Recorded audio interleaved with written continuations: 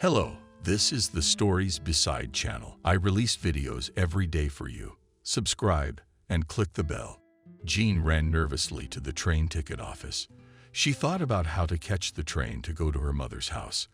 The woman came running and breathed a sigh of relief, because she had time to buy a ticket. And soon she boarded the train. The woman sat down on a bench closer to the window.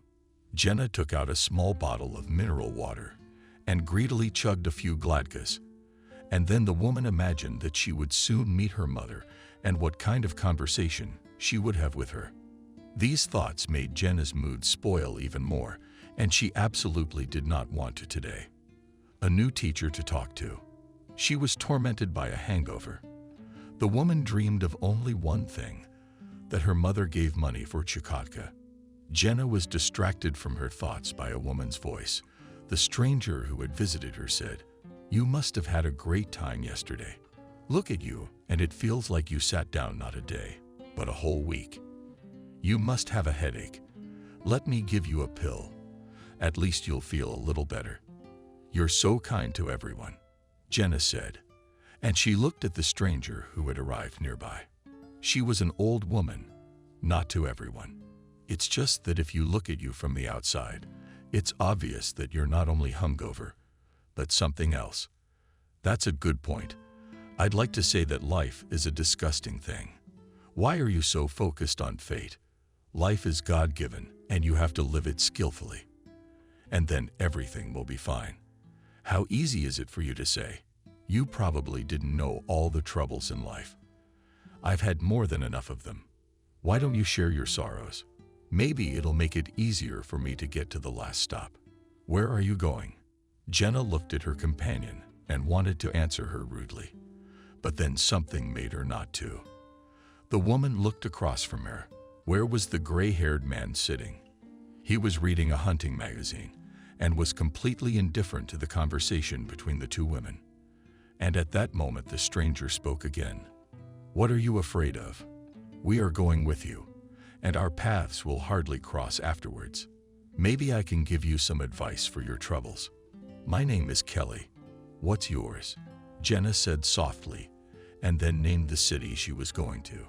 And after that she wondered, maybe she should really tell about her life. She had no one to talk to at the moment, and that made her feel a little bit sick to her stomach. And Jenna also thought that in this way the time would pass faster, and the new acquaintance is unlikely to meet again. So you can tell about your fate without fearing anything. The woman was silent for a while, looking out the window, and then turned to Kelly and said softly, "All right. Only I will be truthful in my narrative, and please do not supply me with cautionary advice afterward. I am a grown woman. You're old enough to be my daughter, but let it be as you say. I won't give you any advice, and if you need it, you can ask for it." Jenna herself thought about it and looked at the man sitting across from her, who was still reading a magazine and showed no interest in the conversation between the two women. So the woman decided to tell her life story frankly. She turned to her new acquaintance and began the story. Jenna was born in a family where her parents worked at the factory as an auxiliary worker. Her mother and father loved their daughter very much. She was their only child.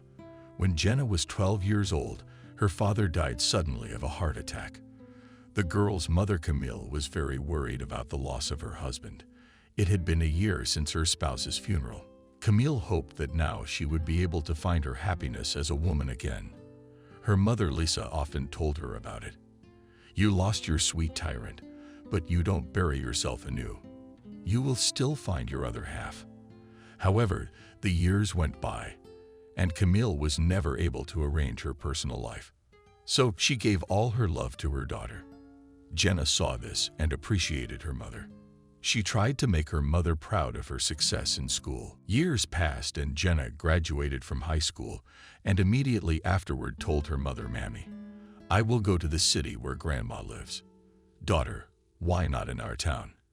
We don't have a culinary college, and you know that Grandma is already old. She needs help, and that's what I'm gonna be. I promise you, sweetheart, I'll call you every day, and soon I'll let you know that I have become a culinary artist you'll be proud of. I already know you're a good cook. Your grandmother taught you how to make good borscht. I never did. I guess my hands are in the wrong place. Don't say that. It's just that not everyone is blessed with the gift of great cooking. I understand you're letting me go to my grandmother's. What am I supposed to do? It's not like I can lock you up in here. I hope you don't lock me up. And soon Jenna went to stay with Lisa's grandmother. She enrolled in culinary school and was eager to get started. Jenna actually studied very well. Teachers repeatedly put the girl as an example to other students. It was here, in the college, she met Miranda, with whom they became friends. The girls shared their secrets with each other, and in their free time after studying walked around the city. Soon Jenna graduated from the culinary college and went to work in the canteen of a poultry farm, where she had an internship. The girl was gladly taken here to work, as she was able to show herself here in an exemplary way, and at the same time to surprise the staff skillfully prepared borscht. The girl worked in the canteen for 6 months and often heard compliments about her culinary abilities. Jenna realized that guys in this way wanted to get acquainted with her, but she did not see in them the man with whom she would like to date. At home at the same time, she was being hired by her grandmother. Why still alone without a boyfriend? The girl did not understand why she wanted to have a young man, and that's why she asked her grandmother a question. Do you want to marry me off as soon as possible? No, granddaughter. What are you doing? I just look at you and I see that you only talk to your girlfriend. You don't pay any attention to guys. You're not gonna sit around with the old kids, are you? No, of course not. It's just not time yet. A month went by after that conversation. Jenna was at work, as suddenly heard the voice of a stranger, who was interested, and who is it that cooked such a borscht? The girl looked at the man and saw that he had a disgruntled face. Jenna was afraid that the first dish she had that day did not succeed. She approached the stranger and quietly mumbled, "Are you not satisfied with borscht? On the contrary, it's the best, and I'd like to see this virtuoso chef to thank him. It's more of a cook. I made this borscht, and I'm very pleased to hear that you liked the first course." The man looked at the girl with surprise, then smiled and said that he did not expect such a truly culinary masterpiece from a pretty blonde. The girl was embarrassed by the words of the stranger, and then thanked the man and wanted to go back, as he stopped her. The young man asked if he could meet her and complimented her. Jenna wanted to refuse, but then she looked at the man and suddenly realized that she really wanted to meet this man. She was charmed by his blue eyes from the very first moment. The girl shyly said, "We are going to get acquainted right here. I would like a more romantic setting. Let you give me your phone number, and I'll call you today. And I think we'll find some cozy cafes where we can have a nice chat." Jenna quickly dictated her phone number and then promptly left the stranger.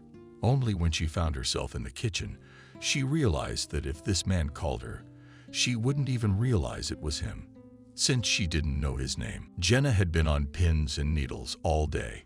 She involuntarily looked at the phone, waiting for a call. The working day was coming to an end, and the girl had no hope that the blue-eyed stranger would call, but she was wrong. As soon as she finished her shift, the phone rang. Jenna purely intuitively understood that if she answered the cell phone now, it would be a morning visitor who complimented her on the first course. And the girl was not mistaken. It was a stranger calling. He introduced himself as Benjamin. The man, without giving the girl time to answer, said that he was waiting for her at the exit. Soon Jenna met with a new acquaintance. Benjamin suggested a ride around the city, and in 15 minutes the couple was riding in the car and talking casually. Jenna told a little about herself, and then the man told about his life. Benjamin said that he was 27 years old. He himself comes from a village, but since there is not much work there, he moved to the city, where he got a job as a cab driver. He himself rents a room and lives one of man's stories. The girl also learned that Benjamin was not married and is now in active search of the one and only with whom he would like to live all his life.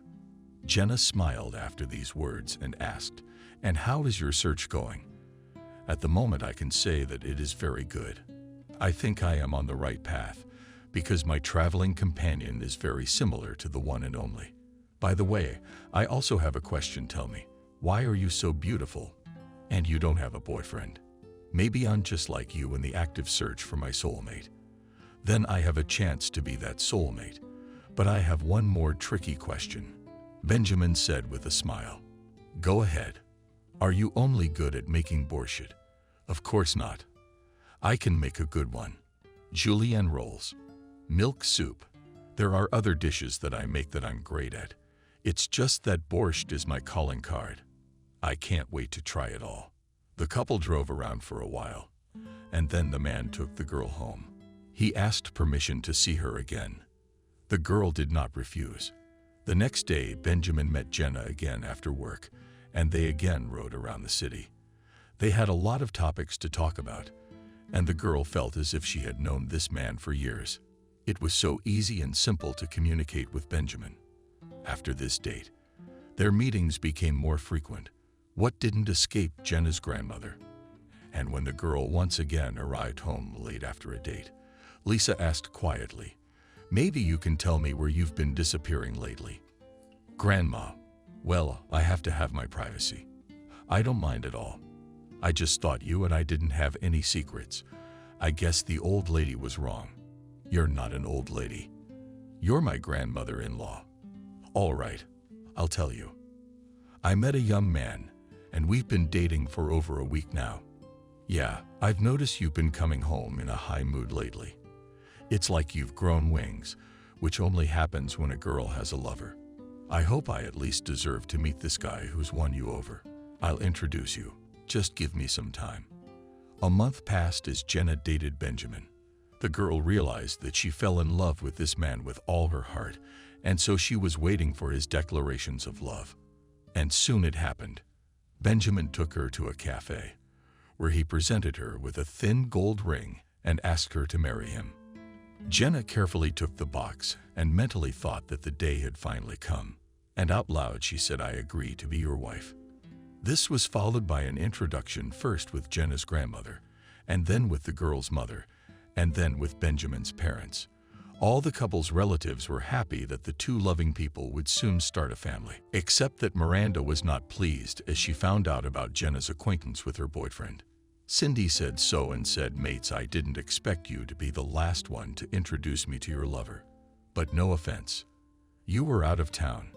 You were on vacation. How am I supposed to introduce you from a distance? You'd better be happy for me that I'll soon be a married lady. You could have at least told me on the phone that you have a boyfriend." "Okay, I won't sulk. Your Benjamin is cute. I would joke with him myself," Miranda said with a smile. On the eve of the wedding, Jenna confessed to the chosen one that she had no intimate relations with representatives of the stronger sex.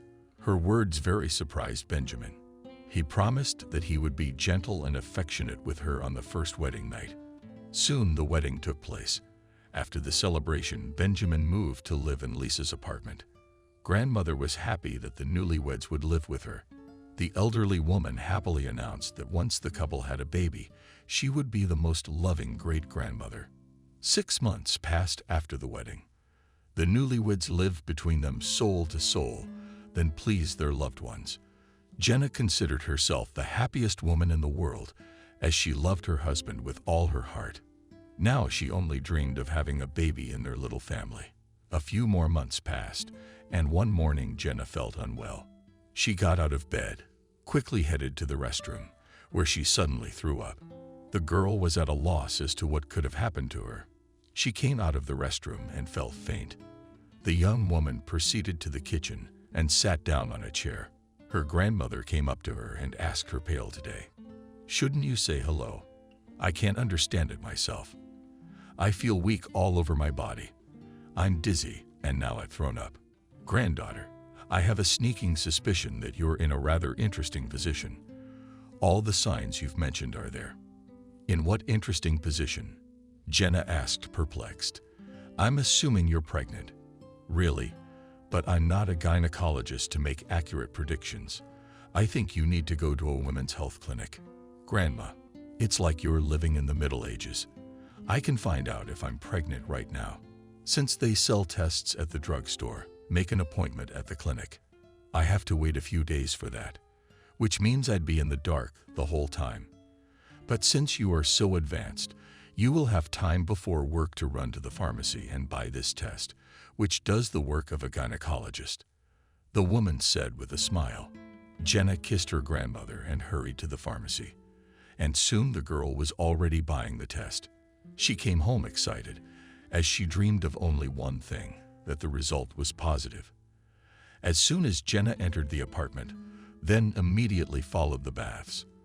The young woman did the appropriate procedure and then watched 2 blue streaks appear on the litmus paper. She clapped her hands happily as this meant that the result was positive. She came out of the bathroom and proudly announced the glad tidings to her grandmother. Now Jenna thought about how to present this news in an original way to her beloved spouse, who at that moment was already at work. Soon the young woman went to work. All that day she thought of how to inform her spouse about it. I came to mind only one way. And so Jenna was already home and waiting for her husband to come home from work. As soon as Benjamin entered the apartment, then the chosen one approached him with a mysterious look. She handed him 2 pieces and offered to choose one of them. The husband looked at his life partner with bewilderment and said something new today. How are you meeting me? What surprise awaits me? You do not rant, but choose. Well, obeying, choosing right, Jenna gave birth to a fist, and Benjamin saw on the palm of his spouse's hand a pink ball, on which was written a girl. The young woman laughed and spoke excitedly. Just now, my beloved, you have chosen the sex of the child. It means that you and I will soon become parents of a girl. You mean you are pregnant? That's exactly what I'm saying. Look, there's a blue balloon hidden in this fist. Now it's safe to say that you and I are having a baby girl. I understand you took a pregnancy test, but they're not always 100% positive.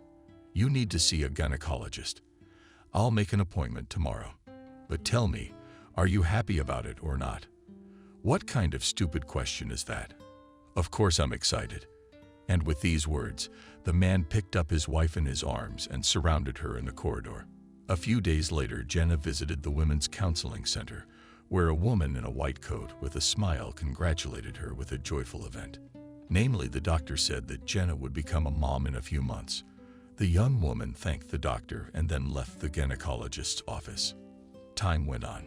The first half of the pregnancy, Jenna went without complications, but in the second period, problems began. Doctors did not like the tests of the young woman.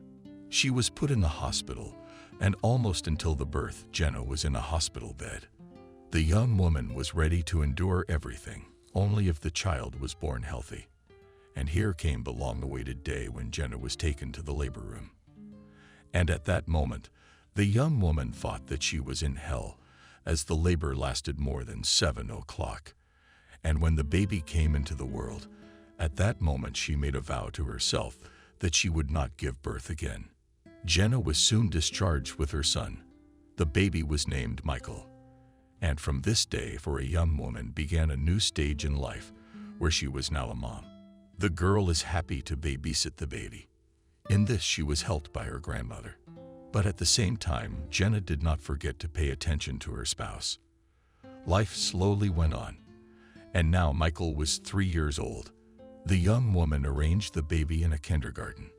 Lisa was against it, but her granddaughter explained to her that at this age children need contact with peers, and the most suitable place for this kindergarten. 2 months flew by. Jenna was already working in the canteen again, and there was grief in the family. Suddenly, Lisa died of a heart attack. The passing of her loved one was a terrible blow to Jenna. She could not recover for a month, and went to the cemetery every day. The young woman was able to come to terms with the loss of her loved one only after a month. Time moved on, and Michael graduated from 1st grade. Jenna went to her mother's house for the summer with her son. Before this, having coordinated her departure with her husband, the husband was not against it, as almost every year they took Michael to Camille. And now Jenna is already at her mother's house. She tells her mother about her son's achievements at school and also reports how she and her husband are doing. And then she quietly tells her mother, "You know, here's the thing. Why do you tell me everything as it is?" Camille said anxiously, "Mom, I'm pregnant and I don't know what to do." "Oh, come on. I thought something was wrong. Something happened. And you're telling me the good news. What's there to guess? You, Michalka, should get a baby sister. Yes, I have a fear after the first birth. But that's not the point. The point is that Michael is already a pretty big boy, and I feel like there's gonna be too much of an age difference between the kids. What kind of nonsense are you talking about? Some women have children more than 12 years apart, and they're not afraid of anything. The main thing here is that you will bring up your children in love and harmony with your husband. By the way, does your husband know that you're pregnant?" "No, I haven't said anything yet. I came to consult with you, to get your opinion." "Well, you got it. Your father and I weren't allowed to have a second child, and I would have loved to have another one, but God didn't give it to us." A short time later, Jenna returned home to her husband. She had already decided that she wanted a second child, but the woman left the last word to her husband. Jenna realized that if her husband disagreed, she would not go against his will. And as soon as the woman arrived home, on the same day sat down with her chosen one to talk. The girl took Benjamin by the hand and softly said, "You know, honey, here's the thing. I'm in a situation, and you and I now need to decide whether we want a second child or not." "That's very interesting. And you're just telling me now. I've been thinking about it for a long time, so I've been holding off on telling you. If you don't mind, it's not too late for me to terminate the pregnancy. Why don't you decide for yourself? If you want another baby, I won't say a word. Then I choose to have another baby voice in our family. I love you very much." Shortly after this conversation, Jenna got registered at the Women's Counseling Center. The woman was very worried that her pregnancy would go the same way as the first time. However, this time, everything went well. In the first semester, Jenna greatly added weight, which did not hide from her husband. And Benjamin, looking at his wife, said, "If it goes on like this, then you will become like a round ball. Where is the waist? Not to be found." But this is pregnancy. Women at this time is characterized by weight gain. After the birth, those pounds will go away. I really hope so. But I would advise you to be a little more modest in your eating. These words really hurt Jenna. She could hardly restrain herself from crying at this conversation. But soon, when she met her friend, the hurtful words were waiting for her again. Miranda, seeing her friend, sarcastically said, "Wow, how did you blow up? Your spouse hasn't told you about it yet. You've definitely increased the size of the outfit in your closet. You too. You know damn well I'm pregnant, and I've gained all these extra pounds because of it. I thought you'd be supportive, but you just took offense. Well, you and I agreed to always tell each other the truth. Why would I lie to you?" After this conversation, Jenna came home and burst into tears. She was hurt that her husband and close friend were making fun of her like that. And just as she finished crying, she suddenly felt a sharp pain in her lower abdomen. The woman sharply shrieked and quickly dialed the number of an ambulance. And already in half an hour, Jenna was hospitalized. The rest of the woman remembers as in a fog. There's a plate above her head with a lot of lights on it. Then some kind of mask with a tube over her nose and mouth. And then darkness. Jenna woke up only the next day and soon learned that she had lost the baby. The woman sobbed, as she had not expected it at all. In the evening of the same day, her husband came to her. Jenna looked guiltily at her husband and asked, "Do you think I am to blame for everything?" "No, I guess it had to happen. Don't blame yourself and get well. What did the doctors say? Why did it happen? I didn't ask. Why bother? What's past? Sorry, I can't stay long because I have to pick up my son from school." Jenna wanted to ask her husband something else, but he had already left the room. The woman turned her head to the wall and cried silently. She felt a vague coldness from her husband at this moment. Soon Jenna was discharged. When she got home, she wanted to talk to her husband about the loss of the child. However, Benjamin flatly refused to talk about this topic. The man said, when the spouse began to insist on talking, "Let's not spoil the relationship. You're fine. And that's the most important thing. Now get on with your health." It has been a month since Jenna was released from the hospital. During this time, the woman noticed that her life partner had drifted away from her. He wasn't rude. He didn't say hurtful words. The man just became distant. Benjamin was no longer interested in how the wife had a day at work. All these changes of the husband had a negative impact on the emotional state of the wife. And one day Jenna felt sick at work. She felt shaggy and the whole body had compressed as if by an iron hoop, and she suddenly lost consciousness. A day later, Jenna woke up in the hospital under an IV. The woman looked around, and she saw a nurse. She called out a girl in a white coat, and she, seeing that the patient came to herself, hurried to her with the words, "You're awake. That's wonderful.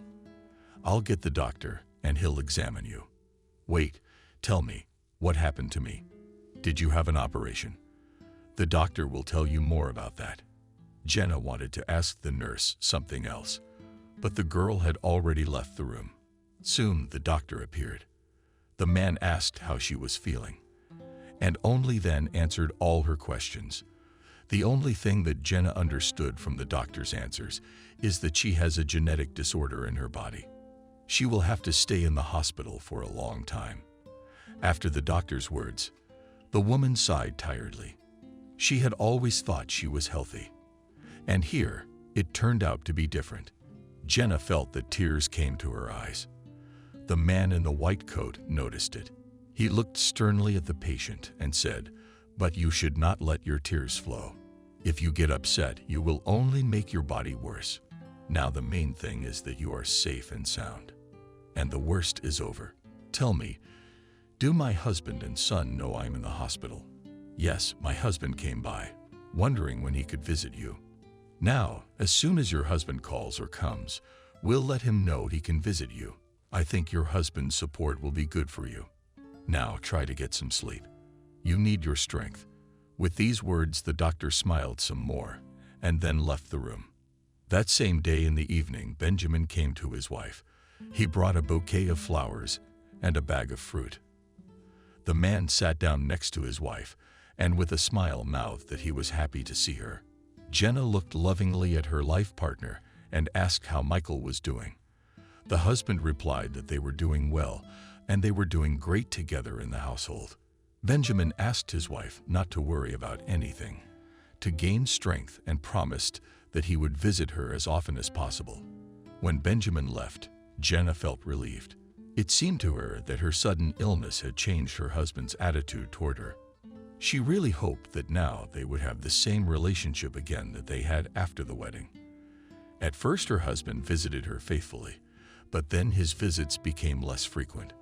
Jenna became concerned, and when Benjamin came again, she asked him, "Why did you come so rarely? I miss you. I worry about you. Don't get me wrong.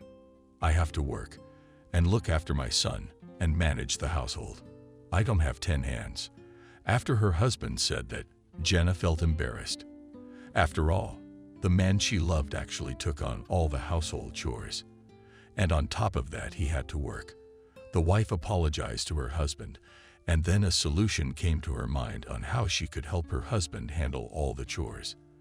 As soon as Benjamin left, Jenna called a friend and explained the whole situation to her.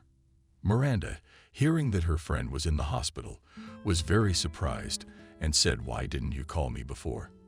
I would have visited you a long time ago. I would have brought you some fruit or other sweets. I don't need anything. You can just come to my place tonight. I want to talk to you." "Okay, no problem." In the evening of the same day, Miranda was already sitting next to Jenna. She was listening to the fact that Benjamin needed help with the household chores. Cindy, hearing her friend's request, responded eagerly and said, "Of course, I'll help Benjamin. I can imagine that while you are in the hospital for 2 weeks, he is probably cooking pasta or scrambled eggs for himself and his son. Don't worry, girlfriend, about your husband. Thank you, Cindy. I knew you'd teach me. No need to thank me. Girlfriends should always help each other. Listen, I haven't seen you in a while, and I think you've put on weight again, the visitor said, looking at Jenna critically. Maybe you're right. After all, I'm on hormones now, and they often make you fat. And you know, where can I move here? MASH, don't push my weight on me.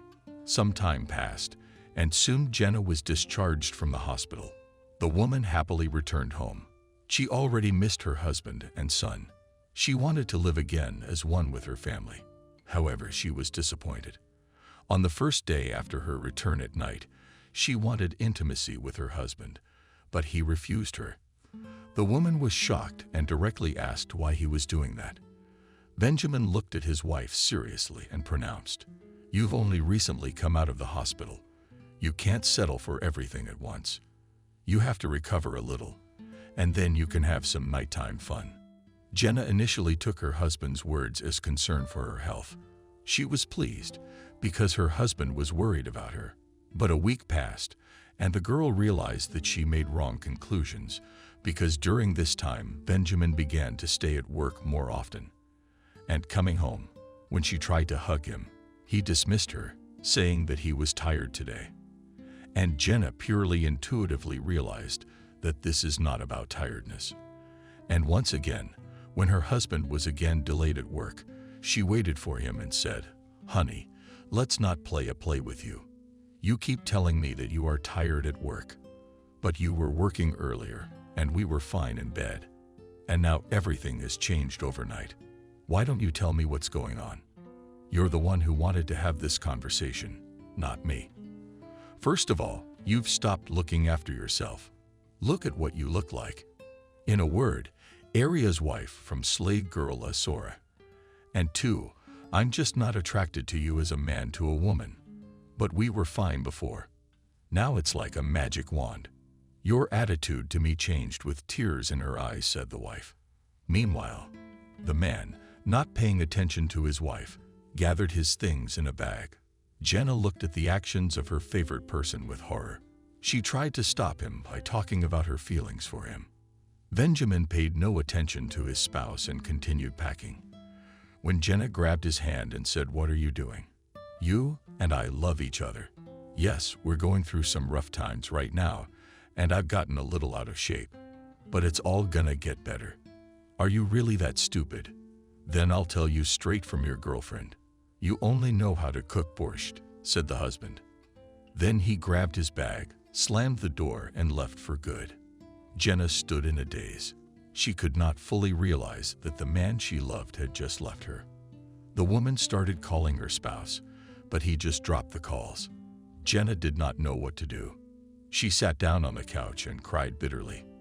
Then she remembered Benjamin's last words about her friend and the log, and suddenly realized that Miranda had probably seduced her husband.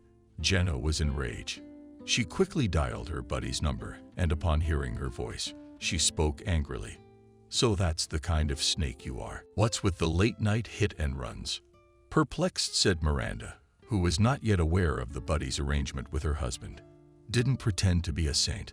I asked you to help Benjamin with the chores, not to drag him to bed with me. You realize you've ruined our family. Oh, that's what this is about. So Benjamin decided to leave you.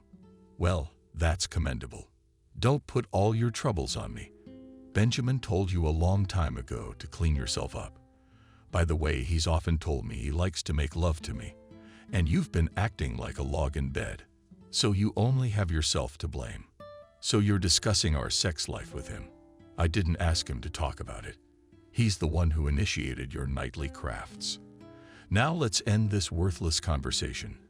I realize you're angry with me, but the train has already left. So please don't annoy me with your calls." With these words, Miranda disconnected the connection.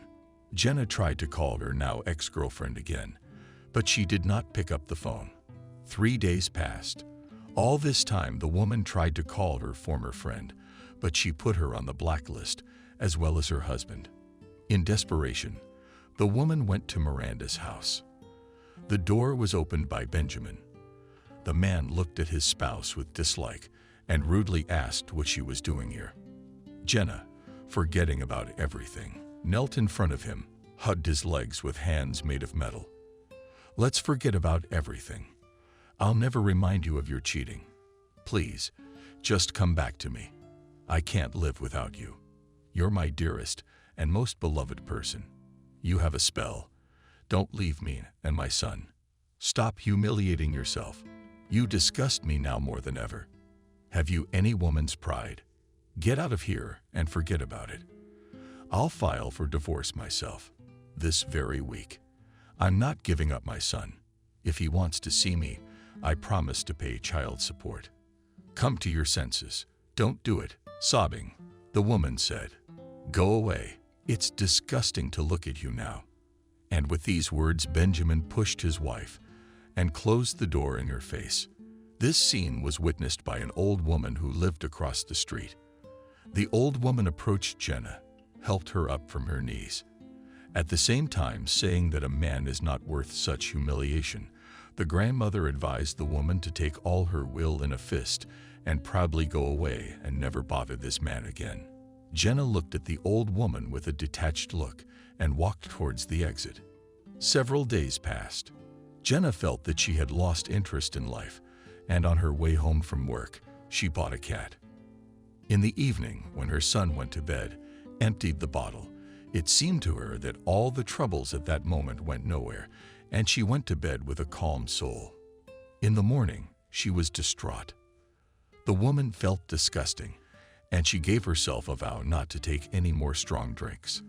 However, 2 days passed, and the heartache of the fact that the man she loved was not with her now, with a new force rose up in the woman. Jenna remembered how easy it became for her when she had consumed a cat, and again her way after work was through the store, where the woman bought a bottle of Belenka. Without noticing it, Jenna was addicted to drinking in the evenings, and once again, when she had a few drinks, she received a call from her mother, who immediately guessed that her daughter was drunk. Camille arrived the very next day, where she learned of the fact that her husband had left Jenna as well as her grandmother's. Her grandson told her that her mom buys a cat every day in the evening and drinks it on her own. Camille decided to talk to her daughter. She told Jenna many things about how life does not end if a man leaves the family. The daughter, after listening to her mother grudgingly, told her for someone else, "Maybe life doesn't end, but I can't do it without him. Your husband's gone. Why didn't you settle down with another man? I can answer that for you, because he was your one and only." "Well, you're right, aren't you? Your father was the only man in my life. But when he was gone, I kept on living my life for you. You have a purpose. It's your son." Jenna, hearing her mother's last words, hesitated. She looked at Michael and saw how he looked like his father. Jenna saw that next to her there was a small copy of the beloved man for whom it is worth living. Jenna looked with gratitude at her mother and said, "Thank you, Mom, that you will change my mind. Yes, my son is all I have, and I can't betray him. I will reevaluate my outlook on life and try not to hit rock bottom. I need to raise Michael to be a decent person. Well done, my daughter. I really hope you do well. You're a strong person. You have to live for your child. And then you'll see if you meet a decent man to start a family with. I don't need any more men. For me, the most beloved one and only is Benjamin. But now I'll live for my son." After these words to her daughter, Camille went home, calm. She very much hoped that now her daughter would not impose on strong drinks anymore, would only take up with her son. A week passed after Camille's departure, and all that time, Jenna didn't drink. But one day, coming home, the woman saw Benjamin walking in the arms of Miranda. Jenna felt so unbearable and painful inside herself that she wanted to fall asleep and never wake up again. Without realizing what she was doing, she ran to the store, where she bought a bottle of Belenka. Coming home, the woman filled a cut glass and drained it in a volley. Then she sat down at the table in the kitchen, covered her face with her hands, and wept bitterly. And at that moment, Michael came in from his walk. The boy came into the kitchen and immediately realized what was happening. The child touched his mother's shoulder and softly said, "Mom, you promised your grandmother that you will no longer drink this nasty." Jenna looked at her son and again filled the glass and again drained it at once. The woman looked at the child and suddenly realized that Michael would always remind her of her loved one. The woman drank another glass and then fell asleep right at the table. The next morning, she felt hungover. She saw that there was a bottle on the table. She wanted to drink at least 100 grams, but she forced herself to overpower herself, as it was necessary to go to work. Ready first course in the canteen, Jenna realized that it was not the hangover that tormented her more, but the thought that in the evening she would again think about Benjamin, looking at her son. And for that reason, she bought the seagull again after work. As soon as Jenna entered the apartment, she immediately proceeded to the kitchen.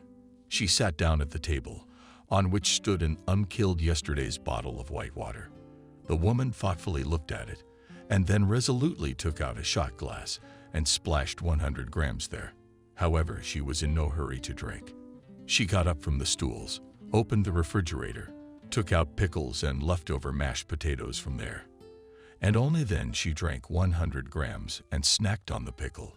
How long did Jenna sit like that? She herself does not remember.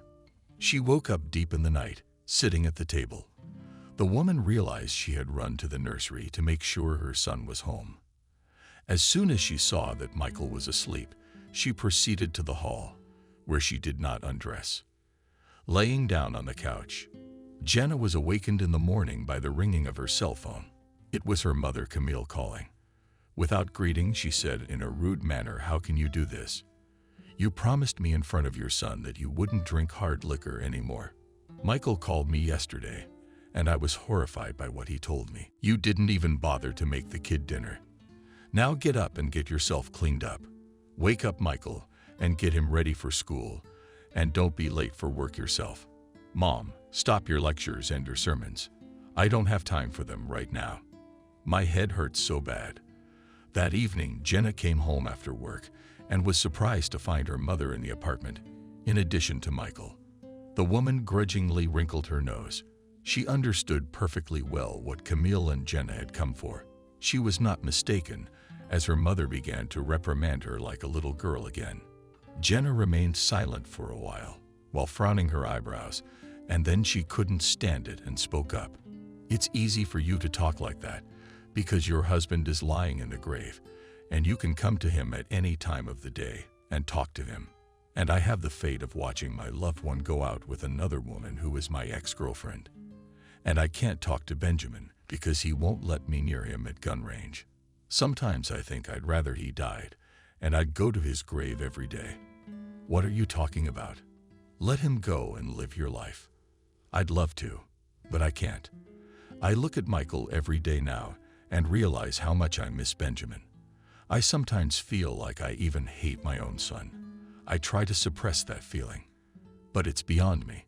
Honestly, I don't know what's happening to me, but I'm having a hard time." "That's a lot of stupid things you just said. But if that's what you're saying about your son, my best bet is to take my grandson in. Maybe then you'll realize that your son is more important to you than some fairy love for a scoundrel who went to your friend and insulted you. You want to take Michael. It might be the best option. I think I'll sort out my feelings and my life." A couple days later, Camille left with her grandson for her town. The old woman left with a heavy heart, as she realized that now her daughter would have to make a choice, either to return her son or to drown her bitter share in a stack. And Jenna, having seen her mother off with Michael, had gone to all sorts of trouble. Now the woman cursed not only her fate, but also the fact that her own mother does not understand her. It seemed to the girl that the whole world turned against her, and there is comfort only in a shot glass. So she did not hesitate to go to the store and buy a bottle of vodka, and then sat at home in the kitchen and drank alone, bemoaning her life. This went on for over a week. During this time, Camille repeatedly called her daughter, and each time she heard her drunken voice in response. The old woman tried to urge Jenna to come to the house, but in response she heard only refusal. Camille even offered to get her daughter coded. But Jenna, hearing such a message, rudely told her mother and asked her not to disturb her. Some time passed, and the young woman appeared at work in a drunken state. The supervisor forgave Jenna for the first time, but gave her a strict reprimand and said she would not tolerate such behavior again. A week later, the woman again showed up at work under the influence. This time, the director was ready to kick the employee out, but the staff stood up for her and said that everyone would try to influence Jenna. The workers of the canteen talked to the woman and asked her to come to her senses. She promised that it would not happen again. However, a few days later, Jenna came to work drunk again, and this time the supervisor was categorical. He fired the woman while telling her, "You're ruining your own life, and be thankful that I didn't fire you under the article." Jenna shrugged indifferently at these words. We're adults. We can work this out amicably. If you're afraid of losing your firm, then drop it. We'll continue to do business as before. This job means a lot to me and to you. Can you keep the apartment? I'll go to my parents'. It's empty anyway. You see, I'm not claiming anything. You can live as you like. Listen to me. Benjamin hasn't given up hope. What does this have to do with apartments and business? I don't want to lose you. You don't? Helen was surprised. Then you decided to seek comfort in the arms of another woman. You haven't even tried to talk to me once. There's always a way out. You've lost the passion to try to rekindle it. You've stopped sharing what's on your mind with me. We're not strangers. But why is it so hard for you to do the simple things? No, honey, I'm sorry, but I've made a decision. I can't live with you anymore. Whatever you want, you don't have to sign it. We have an adult child, so we'll be divorced without your consent. Helen, the sheet is already cold, laughed the wife. And so are you. With these words, she went into the bedroom, slamming the door defiantly. Benjamin tried to talk for some time, but the woman remained deaf to his pleas. Helen desperately wanted to pamper herself. A week had passed since the argument with her husband. She moved into her parents' apartment, taking only the necessities. She had no intention of straying from her path. The very next day, the woman, after consulting with her lawyer, filed for divorce. As it turned out, the consent of the spouse was not required. The process was scheduled for October. Husband and wife were given 2 months to reconcile. But Helen knew very well that it would not happen, no matter what tricks Benjamin tried. The day was hot, which was unusual for the end of August. Now it would be time to go to a resort, the woman sighed to herself. Could Coral by herself? Get a resort, Bobby, get her mind off things and just relax. The thought struck her as unfortunate, and so she headed to the nearest travel agency to purchase a trip. She was met at the travel agency by a pleasant, middle-aged woman with an immaculate smile. She introduced herself as Maria, listened to all the wishes of the potential client, and got to work. Helen was served aromatic tea and cookies so that she would not be bored while Maria was selecting tours. "Are you sure you don't want to go abroad?" the agent asked. "Now it's time to fly to Thailand or Bali. The rainy season is just over." "Weather? Chick?" "No," Helen smiled. "I want to go to the East Coast for some reason. It's a mental whim, some kind of nostalgia." Helen often remembered how she and Benjamin had traveled to the East Coast when they were young. He always found deserted beaches where they could behave without embarrassment until Bobby was born. The lovers traveled often. But even after the arrival of the baby, they regularly traveled abroad, changing the direction of hot resorts to hospitable and comfortable in all respects. Europe to something native forever remained in Helen's memory something special. She realized that a lot of things would remind her of her husband, but her soul was inexplicably drawn to those places. "Florida?" Maria asked. "I can recommend some wonderful hotels. There's one that's like a guest house, very cozy, but upscale. It's in Miami. My husband and I vacationed there last year. We had the best time. They have their own beach, few guests, for 3 families only. The complex is designed. The owners are very good. Now just the velvet season on the nose. You will not regret it." "Yes, interesting," agreed Helen. Let's have a look. The women together looked at the pictures of the rooms and the territory belonging to the hotel. Helen liked the style of the grounds and guest houses, the abundance of blooming greenery and the private beach. It looked unparalleled. So I've already told you before that now you're not going to your mother to start a new life, but to live the way you've been living. Why am I saying that? I can explain. I don't see you wanting a fresh start. It's not gonna be easy for you. And I even think that your mother will kick you out of the door, since she'll be more worried about your son now. You can argue with me and be rude and all that. But I can tell you that I was in your situation, and I was helped once, and I am grateful to that person. He's not alive anymore. I want to reach out to you. Here's my phone number. If things get tough, call me. Jenna looked at the gray-haired man with bewilderment. At that moment, she had a lot of questions for this man. But then her stop was announced. Jenna thanked the man and the woman and promptly headed for the exit. A short time later, Jenna was at her mother's house. Camille greeted her daughter warily. The pensioner saw that Jenna, after another straying old woman from the threshold, asked her daughter, "What are you doing here? And may I ask the purpose of your visit?" "It's funny how you greet your own daughter." "Okay, Mom. I didn't come here to fight. I'm going to live like a normal person." "I don't believe you're saying that. Your face says a lot." "Mom, I had a drink last night. I'll tell you all about it."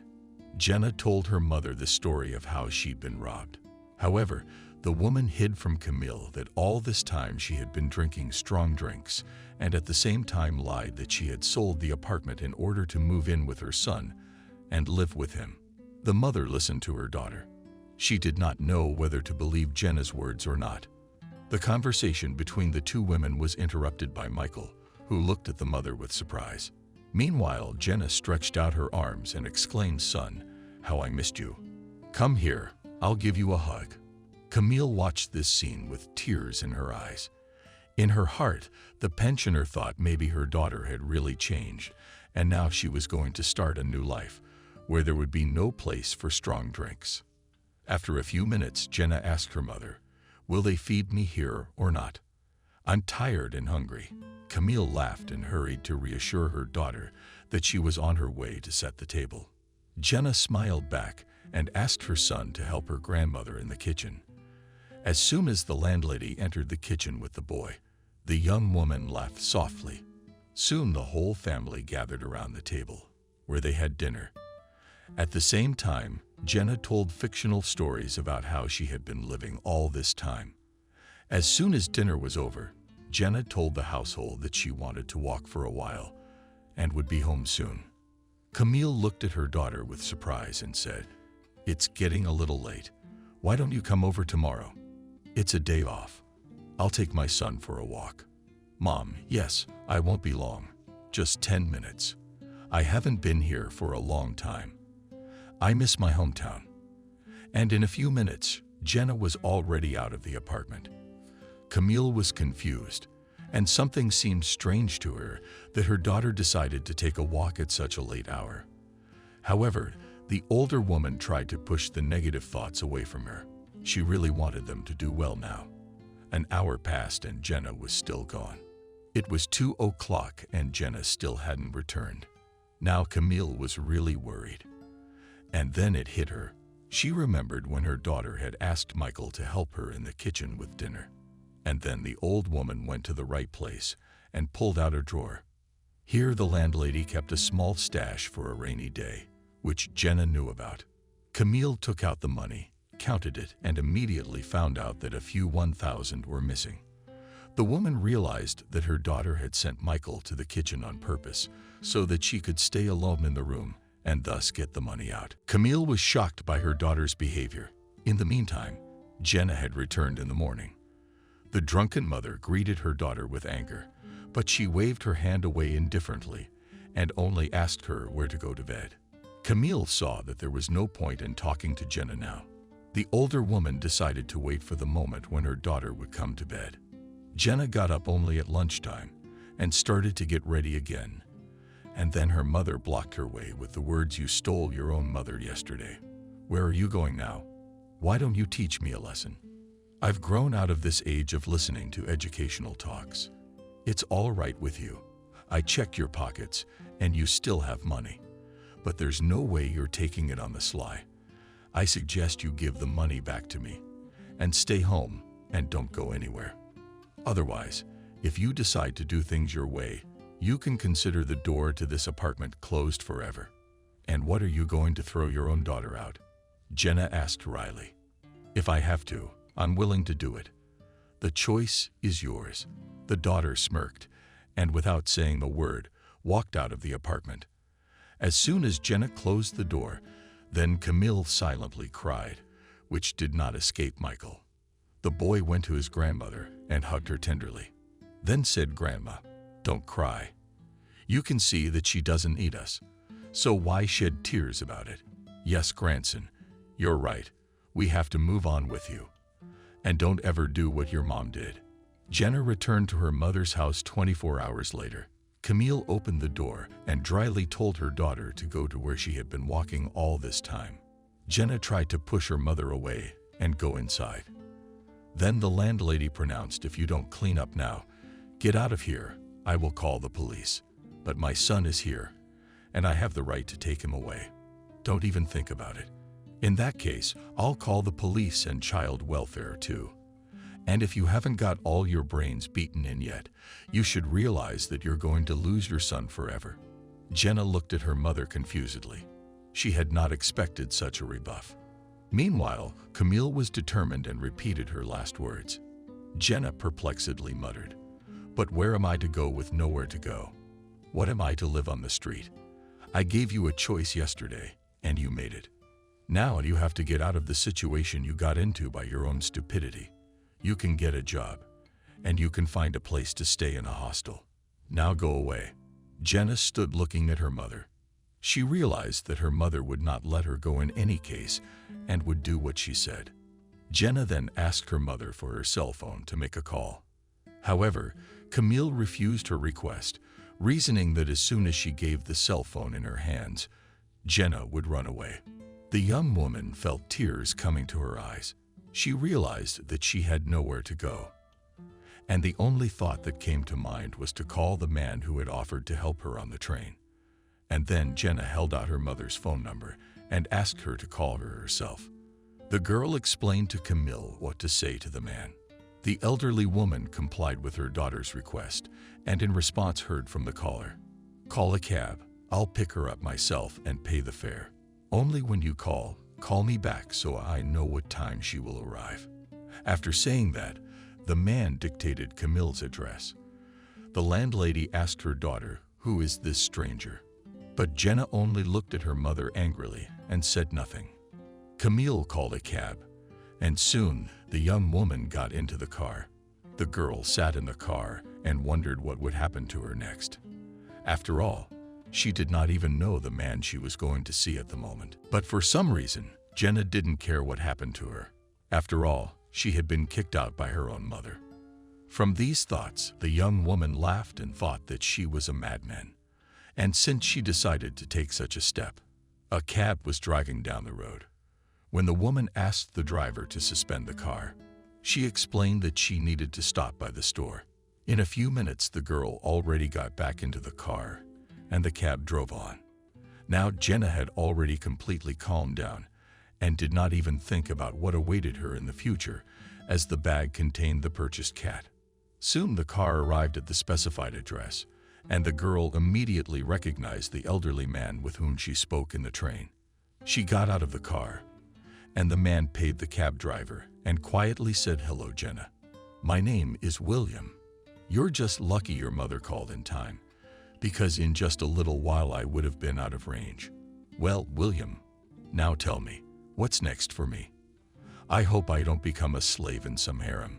And to be a concubine, you'll have to work a little harder on your body and your looks. Don't take my words as an attempt to offend you. After a while, you'll understand for yourself. Now tell me what happened and how your mother met you. I understand that you didn't just ask your mother to call me. Things must be really bad in your life. And I'm telling you right now, you don't have to lie to me. Please tell me everything as honestly as you did in the train. The young woman looked at her interlocutor with surprise, who waited patiently for an answer. Jenna thought that since she was here, there was no point in hiding anything. Jenna told the truth about how she had arrived, how she had stolen the money and everything else. William listened to her carefully and only then said, "Well, I see that you have told me everything honestly, and I will be frank with you. You must decide now what you want from life. Though I know for myself, since I've been in the swamp you're in, you left me to a woman, and I was drowning my sorrows in a shot glass. But one man just suggested that I go on an exciting trip. And I said yes. I suggest you do the same. Are you up for it?" Jenna didn't hesitate to say yes. And then William told her that he'd been living in the woods for a year. The man also said that he had eaten forest produce and potatoes that he had planted himself. William told it with such enthusiasm. Jenna was wrinkling her nose at the words of her interlocutor. The young woman did not stop living wild in the forest. The man noticed the girl's discontent, so he measuredly spoke. "I realize that it sounds silly, at least in your opinion. But wait, immediately so categorically set up on the so-called adventure. You're disappointed in this life now anyway, so you should agree and take the risk." I already said yes. So why are we having this conversation? Fine, then you can stay in my private room. Don't worry, I won't bother you. I'm not at that age. After a while, William and the young woman took a bus to the forest area, and then the couple followed on foot with backpacks on their shoulders. The man and woman were walking through the woodland at around 6 o'clock. Jenna during the movement had already repeatedly regretted that she had agreed to this adventure. William perfectly saw the irritation of his companion, but he did not pay attention to it. Soon the couple came to a horseshoe-shaped lake. The man pointed with his companion's hand to an embankment on the shore. Jenna shrugged her shoulders perplexedly and asked, "And what does it mean?" "We're going to live there." "What do you mean, we're going to live there? There's nothing there, just hills of land." "That's where you're wrong. It's not just a hill, it's a dugout." I think he'll be back by then. It's up to you, Wendy agreed. Although I wouldn't lose heart if I were you. He obviously likes you. I know him well. The chief never just does anything. Although, as I recall, you're married. So it's understandable to have doubts. Well, that's where I'd argue. Why this line? Suddenly you want to tell Wendy everything. I'm divorcing. How's that? The woman was genuinely surprised. All banal cheating, sighed Helen. Imagine 20 years together. And then, on top of that, he took a mistress. And this juvenile girl still came to my house and began to shake the rights. I just can't find the strength to forgive him. I've weighed everything, trying to convince myself that many families go through this and nothing, continue to live, and myself began to dig. It's something to think about, Wendy sighed. 20 years is a long time. And how could you cheat on such a beautiful and pleasant woman? To embarrass Helen. I got old. That's what it's all about. Nonsense. Wendy replied rather sharply. You look great. I can tell you're looking after yourself. Who told you that? The mistress. She's probably in her 20s and likes to get on your nerves. I'll tell you, a woman gets better after 40. Like a good wine. Thank you, Wendy. I'd like to hear such compliments from my husband, but I guess he has a different opinion. Oh, come on. If he stopped seeing you as the one. Boldly divorce, nothing to regret about the years lived together. You still have ahead of you and all the happiness at any age to catch up. Baby, throw all the problems out of your head. My advice to you is to go somewhere to rest. To unwind, it'll be easier. I'm going to a resort, Helen said dreamily. Do you feel you need to do it? So good luck. Be sure to come back and tell me later. Did it help you? Of course, Helen laughed. Where am I going to get away from you? At the Miami airport, Helen took a cab. Despite the fact that it was several kilometers to the sea, the woman could smell it. Perhaps it was the power of self-importance, but it was this barely respectable smell, which was impossible to confuse with anything, that caused a whole flurry of emotions in her soul. The cab driver drove her to the center rather quickly. When the car pulled up, a beautiful wrought iron fence, killed by grapes. Helen realized that she was not mistaken with the hotel. Behind the fence was a gorgeous two-story mansion with an open attic, and a few other houses were guessing at the back of the lot. Helen was to spend the next 2 weeks in one of them. Here the smell of the sea became much more distinct. Helen even thought she could hear the sound of the waves. The woman rang the bell. After a few seconds, the wicket was opened by a pleasant young man who introduced himself as Alex. "Let me take your luggage," the young man said, and deftly snatched Helen's bags from the trunk of the cab. The guy invited the guest to go to the reception to check in. Entering the wicket, Helen gasped. The yard was drowned in greenery. In spite of September, the ales were blooming. Almost everything around was dotted with delicate pink and white flowers. In the center of the courtyard was a cozy gazebo that had sprung up around a huge raft. There was a wonderful aroma in the air. Even if you closed your eyes, you could easily realize that you were somewhere on the coast, not in a stuffy city. "I'm glad to see you as a guest." Helen was greeted by a pretty girl who looked a lot like Alex, who had met her at the gate. "My name is Duria. You can contact me or Alex with any questions. Have you met your brother yet? He's taking the luggage to the house right now. I'll take you there in a few minutes." "Your place is very nice," Helen smiled. "I have to admit that you were recommended to me and told we now have 3 large guest houses in operation. You were just moving into one of them. And from next year, my parents have decided to rent apartments in the main house. The attic is very nice, the terrace is open, and kiwi grows there. Are all the houses occupied now?" Helen asked. She didn't want to be in contact with anyone. That was why she had chosen this option. "Besides you, there are guests in one other house. The third one is booked, but the vacationers will arrive only in a week, so nothing will interfere with your vacation," she smiled. Helen liked the atmosphere in this cozy world. Alex returned, ready to walk her to the house. Together, they walked along a narrow path, paved and cobblestone, through which the grass broke through. The yard seemed dark from the vegetation, but it did not spoil it at all. On the contrary, it created some feeling of chamber space. "Here we are," Alex proclaimed, showing the guest a nice cottage with a spacious veranda. "Your cottage is the closest to the beach. There you see, there is a path, a couple of steps, and you are by the sea." It was evident that the young man was very proud of the place. As they walked along, he told a little about how his parents had built the hotel. Besides their family, there were a few other people working here, a cook and a maid, a gardener. Most of the duties were done by his brother and sister, but it wasn't a burden to them in the least. "How wonderful!" sincerely admired Helen. "By the way, from the back of the house, there is an exit directly to the beach, so you can enjoy the beautiful sunrises and sunsets." Helen, a little more, chatted with Alex while he showed her the house. After that, the young man tactfully retired to the woods to call if he needed anything.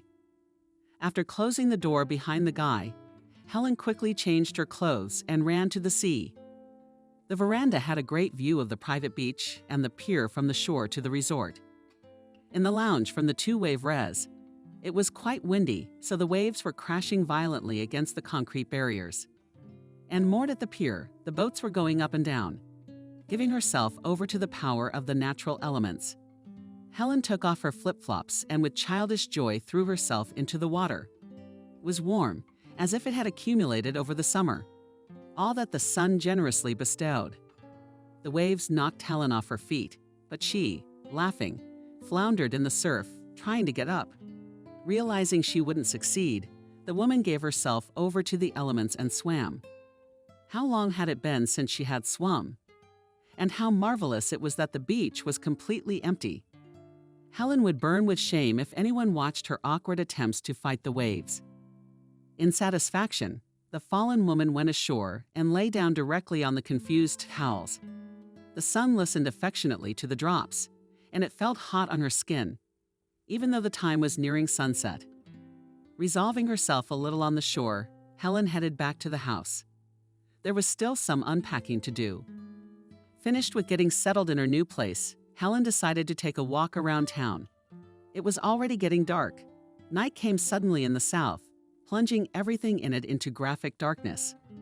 The soft light of the lanterns was building into a siege. The woman stepped outside the wicket and set out to explore the neighborhood.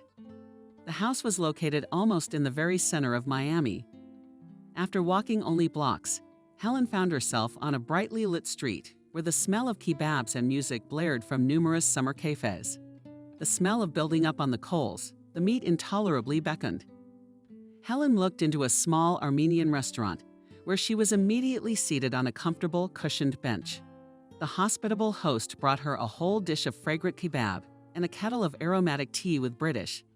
Finally, the woman was able to relax. Bright garlands lit up the... Is that true?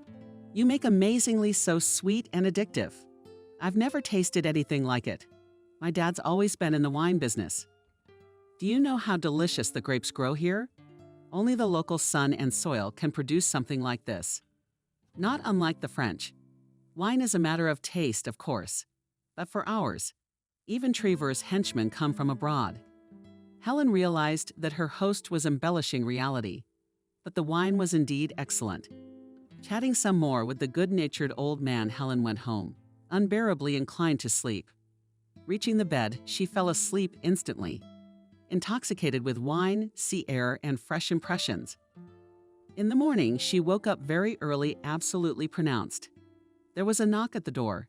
Helen opened the door and saw Daria smiling sweetly on the threshold. I apologize for being so early, the girl apologized. I was wondering what to bring you for breakfast. We got some delicious goat cheese today. The company is located near here in the mountains. The quality is top-notch. I'd like you to appreciate it. Let me rely on your taste, Helen said. I'm ready to eat anything.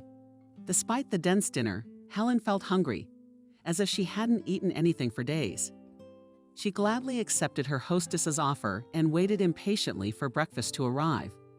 Half an hour later, the maid came in, carrying a basket covered with cotton cloth. Helen took the breakfast that was intended for her and made up her mind to have her meal on the veranda. She carefully placed the contents of the basket on the table. Besides Daria and cheese, there was still hot bread, a jar of apricots, jam, butter, bottles of milk and juice, and a bunch of white black grapes. Such a set caused Helen to be delighted. She made herself a few sandwiches and sat down in a long chair.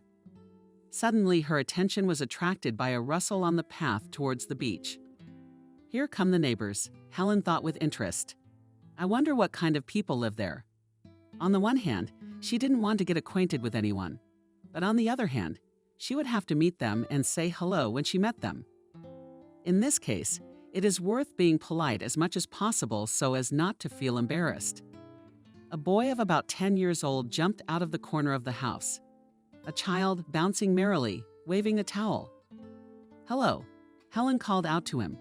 Hello, smiled the boy. I thought we were the only ones vacationing here. Have you been here recently? Yes, last night. The child came closer with a wide smile on his tanned face. Bought me with his openness. My name is Jacob. Friendly, he said, and extended his hand to Helen. And I am Helen, she answered, responding to his not childishly strong handshake. Just Helen. Jacob was surprised. Yes, you can just Helen. And we can immediately on you. I don't like these formalities. Did you go swimming? Yeah, the boy happily replied. It's such a cool resort here. And who are you here with? My dad and I are on vacation together. I thought it would be boring. But I even like that there is no one. Aren't you studying? Helen was surprised. The school year has just begun, and I'm homeschooled, Jacob said seriously. I'm always sick. It's more convenient.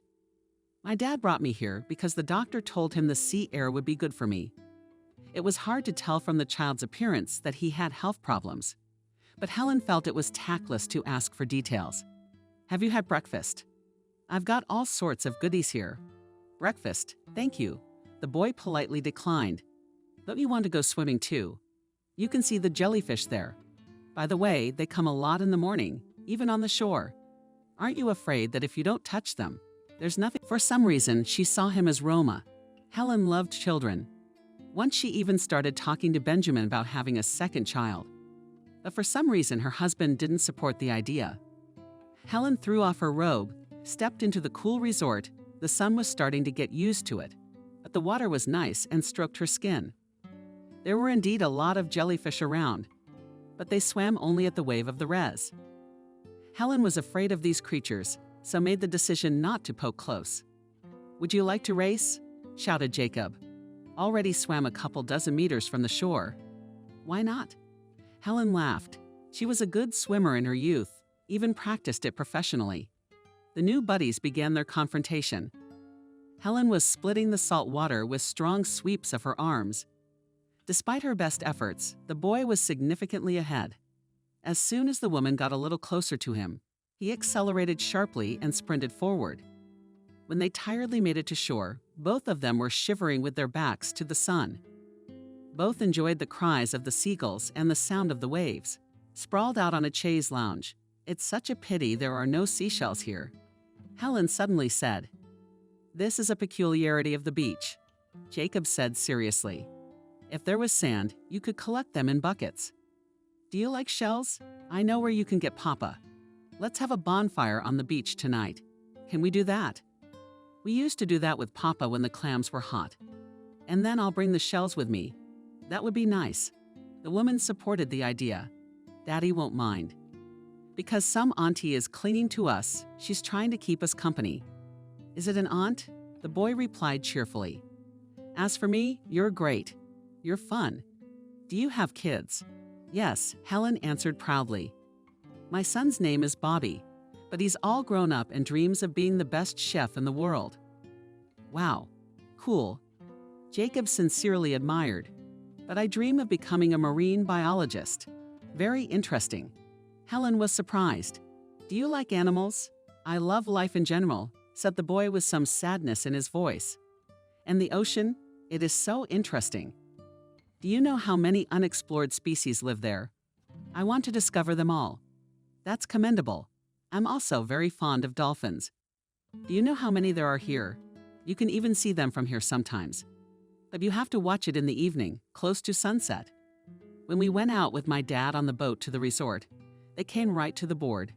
I even managed to stroke their noses. "I would like to swim with dolphins," dreamily said Helen. "In the resort is not worth it," seriously replied the boy. "They can play and take away with them. In the best case of bruises. It is better to go to the oceanarium. Is there one in Florida? Do you want me to ask my dad? He takes us. I'll think about it. Honestly, I'm scared. Fear must be dealt with." The boy reacted hotly. "And if you live with them, you won't learn anything new about life." Helen was amazed that the child reasoned like a philosopher. On the other hand, isn't he right? Why should she deny herself something, covering herself with fears and insecurities? Didn't she herself make a choice not so long ago, fighting the fear of loneliness? And nothing, she's alive, healthy, enjoying her vacation. She could have gotten discouraged. "Oh, there's Daddy," Jacob exclaimed joyfully. Helen turned around to pike her eyes from the bright sun. A tall man in a beach robe was approaching them. He was waving his hand in greeting. Jacob jumped up and ran towards his father. As they approached, Helen opened her mouth in surprise. "That's great. I wondered why Helen and I were so easy to talk to." Jacob was thrilled. "Helen, then you just have to make a fire on the beach with us tonight." "What about you?" Nick asked his son with a squint. "Already on you." "Of course," nodded the son. "Helen is so cool. We were even swimming against each other right now, and I was blowing." Helen laughed with feigned resentment. "Then I suggest that you and I, Helen, switch to you." Nick smiled at her. "It's a little strange." The woman happily agreed with him. "Then we can just call it Helen." "Just Nick." The man held out his hand to her.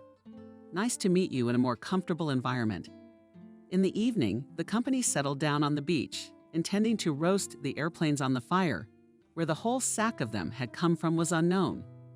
He was careful to conceal his sources. Nick, with skillful movements of a man who often went camping, made a fire out of the fins scattered along the shore. The wood was dry. During the day, the sun had evaporated all the moisture from them. The flames raced sharply across the dried wood into the dark sky, began to sigh sheaves of sparks. Jacob was deftly pulling clams out of their shells with a penknife, and Helen was calling them to the thin pond. Nick immediately said it would taste better that way than on the metal checkers. Together, they all sat down on large logs brought to shore and waited with rapt attention for the treats to be ready. Nick told funny stories that had happened to him in his youth. Jacob was happily running along the shore, lighting Bengal lights. Helen felt so happy around these seemingly strangers. She hadn't relaxed in a long time. And these father and son were literally radiating warmth of spirit. When the last bobby was eaten, Jacob began to yawn. Nick led him into the house and returned a few minutes later carrying 2 soft plates and a bottle of wine. That was it. The guy's gone to the tablet. He'll be fast asleep in no time. Running to himself, and this is for us. I think we'll sit a little longer. Nick carefully covered Helen's shoulders with a warm cloth. Despite the hot day, it was perceptibly cooler at night, a little cooler. At 6, Helen was getting warmer and climbed onto the chaise lounge with her feet. Nick stationed himself on a neighboring one. What a fool, he said, slapping his forehead with his palm. I forgot the glasses. So we'll be like teenagers, Helen laughed, drinking from the neck and romantic, because I agree, only if you are not squeamish. No, of course not, Helen smiled. She was very pleased to be in the company of this man. And any conventional standards of propriety seemed silly now. The sky was dotted with stars. They hung so low that they seemed huge. Helen had never seen such beauty. We should have a telescope now, Nick said, as if reading her mind. In my youth, I was fond of everything that could go to the nature passionately loved, and always took the telescope with me. Such a weight. But no, I wanted to carry it in my backpack. I stumbled once again. I'm afraid, God forbid, I'll break it. But then I'm so happy. Watching the night sky through it, I even took a morning of shooting. I still have a lot of photos. It would be interesting to have a look, Helen said softly. No problem. When we get back, I'll show you everything. If, of course, you don't mind coming to visit us, the woman said happily. She would really like to get to know these wonderful people better. And when are you leaving? Not 10 more about later, alas, business matters, sighed Helen. When you sit like this on the seashore, inhaling the aroma of the fire and enjoying the amazing wine, it seems that this whole world exists somewhere in a parallel. You know, she suddenly said. I stopped by the store before I left. Oh, so you got my humble gift. I have to admit, I was embarrassed. Although I was upset when Wendy told me you were away, for some reason I wanted to see you. Helen, Nick said, pausing for a moment, do you believe in fate? I don't know, the woman thought. I used to be fond of esotericism, but when I got married, for some reason I abandoned everything. Everything was replaced by everyday life, work, raising my son. I believe, looking at the fire, the man said. Or rather, he started to believe. When Lisa fell ill, I could not understand the fact that a young, blossoming woman with an open heart could burn out in a few months. But it was her death that triggered something more. I went to Nepal after the funeral, lived there for a couple months, opened my eyes to a lot of things. If my wife had been alive, I would not have decided to make the trip. I would not have met those wonderful people who gave me the unique gift of realizing the value of life. May I ask a delicate question? Helen asked. Sure. What's Jacob's illness? He told me he was referred here by his doctor. It's just that the boy looks perfectly healthy. I wouldn't say he's that bad. He's asthmatic. People live with it.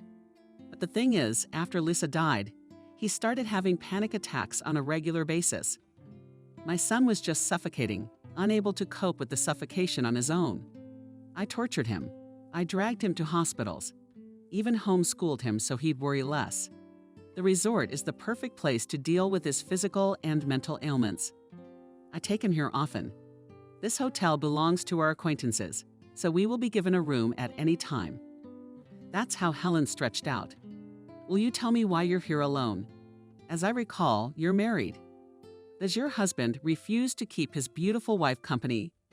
He's not afraid, unless she gets stolen. No, he's not. Helen sighed heavily. Are we getting a divorce? How? Nick was surprised. How so?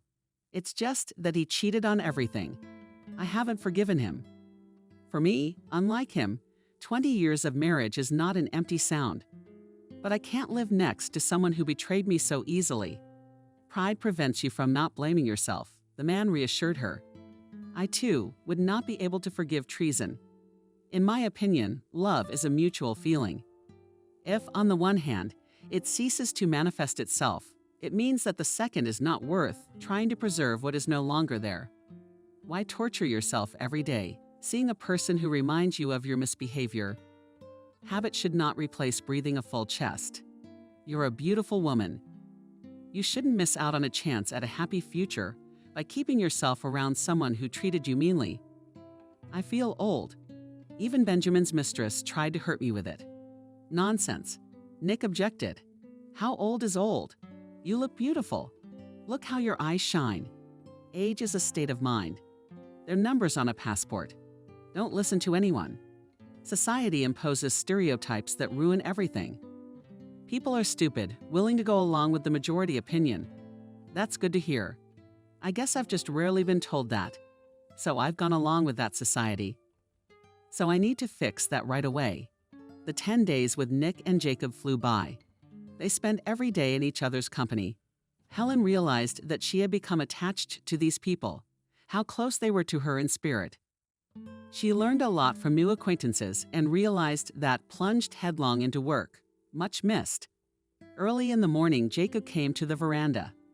Helen only woke up for shoe covers, on-the-go robe. She walked out to the boy. How did you know that? It's a woman's intuition. It just seemed to me like you were always resentful of losing. Not at all, darling. The woman hastened to reassure him. I'm soberly assessing my chances. And what? I go a year in the pool, and the next season will be in full force. Then we'll see who's who for the next. Jacob's eyes lit up. You mean you'll go on vacation with us again? Of course, Helen replied convincingly. How can I deny myself such a pleasure? Helen, the boy began uncertainly. Do you really like us? Why do you ask? Laughed the woman. I don't know, Jacob shrugged. I'd like you to stay with us. You're great. You're a lot of fun to be with. That's how I have a lot of fun with you and your dad, too. That's great. Then you should move in with us. Jacob, what are you doing? Helen was embarrassed. Don't you think it's too soon to talk about it? Why too soon? Dad won't mind, that's for sure. What makes you think that? He said so himself. Helen, such a revelation, caught by surprise. Of course, they became very close with Nicholas. But the man was limited to wobbly courtship and never directly spoke about his intentions. Helen believed that in her face he sees a friend, a sister, but not a woman, although she herself felt that this man took a place in her heart. But she could not ask him directly about such things, for fear of being rejected or misunderstood. Now it appeared that Nick himself was hesitant to offer her more than companionship. When a cab pulled up to the house to take father and son to the airport, Helen got out to see them off. Jacob was hanging around, helping his father stow the suitcases in the trunk. He hugged Helen tightly goodbye, and she even thought she saw tears in his eyes. Don't be sad, baby, she told him affectionately. I'll come back in 4 days, we'll see each other. If you want, we'll go out. Promise? He asked, wiping his nose with his sleeve. Of course, I see no reason not to keep my promise. All right then, bye. The boy gave her another big hug and climbed into the cab. Nick came over to say goodbye too. Well, I don't even know what they say in such cases, he began, stammering. I hope you don't disappear anywhere. Where would I disappear to? Helen laughed. I'll be home in a few days. There was a pause in the air. Both of them didn't know what to say. Neither of them wanted to be different. Suddenly, Nick pulled Helen to him and kissed her. Woman Arabella. But it only lasted a split second. She responded to his kiss, realizing her heart was about to jump out of her chest, without saying anything. Nick got into the car. Helen took a long look after and lived cab. She couldn't believe that everything had really happened. She was brought out of her stupor by Daria's shout, who jumped out of the gate. Forgotten. The girl wailed, waving the tablet in her hand. Jacob had left it at the front desk. Leave it. Helen replied confusedly. We live close by. I'll tell her when I get back. Don't worry. If you want, call Nick and arrange it with him. Thank God, Daria exhaled. Otherwise, it wouldn't have turned out so well. The plane was coming in for a landing. Helen looked through the porthole at the lights of the city burning below. She was looking forward to returning, because saying goodbye to Nicolay had spilled out everything she had accumulated during the days of her wonderful vacation. After the departure of her friends, Helen had not been able to find a place of her own. She preferred to swim more often, went to the favorite Armenian restaurant for dinner. But the time dragged unbearably long. Finally, when the day of departure came, she did not hesitate to rush to the airport, even though it was still several hours before the flight. Despite Daria's and Alex's entreaties to take one last walk around the city. As soon as Kevin heard his father's name, he sharply replied that he wasn't going to hear anything about him. And that's when Jenna spoke up. "Look, you didn't even let me say 2 words, and already you're living right.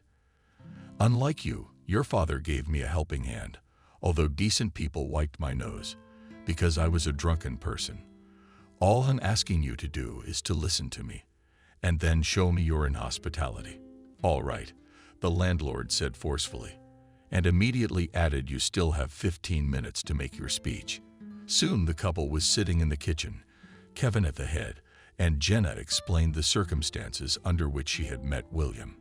She looked out the window as she narrated her life. She smiled at times, and at other times frowned. And when the woman was nearing the final of her story, tears flowed from her eyes, which she neither relished. At this point, Jenna was talking about how they had said goodbye to William, and how the man had told her about his dream. As soon as she finished speaking, she looked sharply at Kevin and said, "And then I was wrong to come to my son. I betrayed him, left him to his fate, and found salvation in a drink. But your father didn't abandon you. He just mutually decided with your mom that they can no longer live together. That's how life works, and Uncle William didn't leave you. He thought about you all the time. I want you to realize that your father is a good man. There are very few of them on this earth. And if you want, I'll get down on my knees. I want you to go and visit your daddy. It's his dream." After these words, Jenna got up from the stools and wanted to kneel down. Kevin's wife came up to her and took her by the hands and told her not to kneel.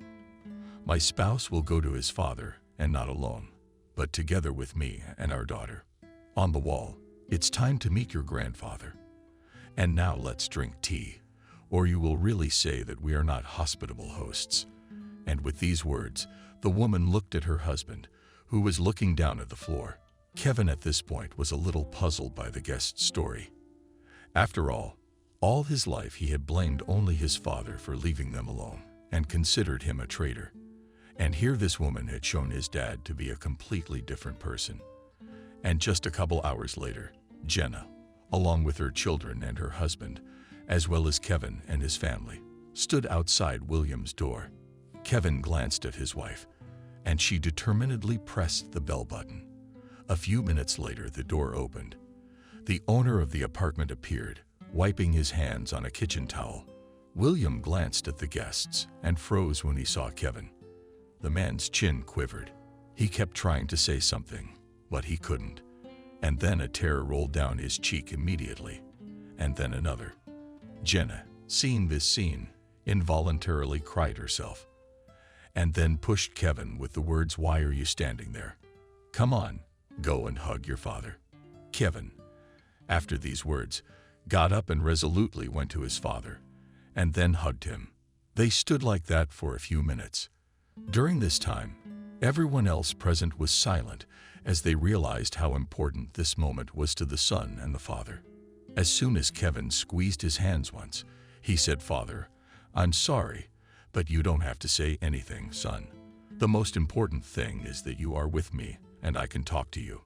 You and I will talk about many things, since we are going together with you, but only for a month to go to the dugout, about which we have heard so much. I don't know where you put us, since it's going to be crowded. And you will also talk not only to me, but also to my wife and my daughter. I mean your granddaughter. See how rich you've gotten overnight," Kevin said with a smile. Subscribe and click the bell. Jack stood on the old footbridge, staring gloomily into the dark water. Above his head was the bustling freeway, a brand new overpass connecting the historic part of town to the Beltway. It had only recently been rebuilt. Now it loomed over a small, ancient bridge, like a colossus over a Lilliputian who had come from fear. There he was. Jack seemed to himself just as small and insignificant. How long had it been since time and his meteoric rise? Huge financial successes. How long had he counted himself among the strong of this world, having achieved everything he could wish for? How naive was he then? The country boy, who had joined a gang of robbers after school, had made his first fortune in the criminal protection of small businesses. Yes, his mother was right when she tearfully tried to talk her only son out of this unrighteous life. Jack, son, come to your senses before it's too late. I beg you. This life won't do you any good. Stop it, mother. He wrinkled his nose like a toothache. What do you want me to do? Go work as a tractor driver. For life, like my father. Well, why not? An honest life is always better. Aren't we living badly? Don't you and Cindy need anything? We had no palaces, no yachts, but we've been standing on our own 2 feet, as long as my father was alive. And the house and everything we have. Your father worked hard and didn't rob anybody. What about you, me? With Jack, didn't you think that kind of life wasn't good for me? No, to each his own, you know. I don't want to spend all my years in the country. I want to see the world. And we're not rotting anybody. For your information, we just provide conflict resolution services, smirked Jack. Ah, is that what you call it now? Bitterly, the mother sighed. If your father were alive. That's enough. The boy cut her off abruptly. I've had enough of you and your lectures, father is father. That's it. I'm not him, you know. And I'm going to live my own life. I see. She looked at him with pity and even sympathy, as if he were still an irrational child. He was furious, so he slammed the door and went out of the house. He didn't come back for a few days and spent the night at his new friend's house. Then he came home, packed his things, and left the house for good. At least that was what he thought at the time. During the years of his father's life, Jack's parents' house was indeed a full bowl. His father was strong and undrinkable, which was a rarity in rural areas. He spent all his life in his native village, working as a tractor driver and combine harvester. In general, he was always on the first-name basis with any machinery. He even assembled the car with his own hands. He bought it for pennies, and in the opinion of an auto mechanic, it was not subject to restoration from an old wrecked Zhiguli body. Over time, the used motor of various parts. Where? From whom he borrowed unnecessary, where he found, where he bargained cheaply. I worked hard for several years in my workshop, equipped in a garage, and then almost a new car turned out on the driving qualities and went it for mushrooms, and the city and the fairs, in the neighboring village, and everywhere in general. They lived very well by country standards, thanks to his father's healthy lifestyle, which he had inherited from his parents, baptized old believers. Jack still remembered his grandfather as a tall, leaning head-to-toe onion elder with a long white beard. As children before school, he and his sister sincerely believed that their grandfather was Santa Claus. Very striking was the portrait resemblance to the image of a fabulous grandfather, smiling from the Christmas cards. True, their grandfather was always strict, not very talkative, always busy with business, and only on weekends, on Sundays, when he did not work and did not allow others. Yes, on big church holidays he allowed himself idleness and banter. So did his father, his uncle, and his father's 5 other sisters. All grew up under such care as serious and hard-working people. No one drank, no one left for the city for a better life. Now this family was the current backbone of the village, together with their own families. A friendly big family Blagovshinsky them. I think, on their strong shoulders carried both in the Soviet and perestroika years, the collective farm, and then the new joint stock company Zarya, which replaced the old red Zarya. Both the men and women of this family had worked the land from childhood, and all the mothers of the surrounding youth dreamed of becoming related to them. But Jack was the lousy sheep in that family. He was the sheep of the flock. Lord, day and night she prayed for her only son and cried all the time. I regretted her husband's early passing and her son, whose upbringing, being a widow, she had missed out on something important. And Jack, remembering his father, was invariably angry. His sudden death was a shock to the family. And Jack was a boy at the time. Learning as he did the other circumstances of his father's death from then until this day, he asked himself one single question: why? Why did he go there? Did he want it more than anyone else? Left them all orphans, but he could still live and live. Not one of them, though. He was the only one who was tortured by such a question. The circumstances of his father's death were truly tragic. One day, in a hot harvest country, he forgot the glasses in which he was reading in the evening in the sweeper. He settled down with the newspaper, and there were no glasses. Anybody else would have said no, but never mind. I'll get them tomorrow. But my father, always easy on the rise, immediately got ready and went to the combine for glasses. On his way back he saw, in the twilight, suspicious persons sneaking to the auto warehouse, where gasoline, spare parts, and many other useful things were kept. Frank immediately followed and witnessed a theft that had already taken place.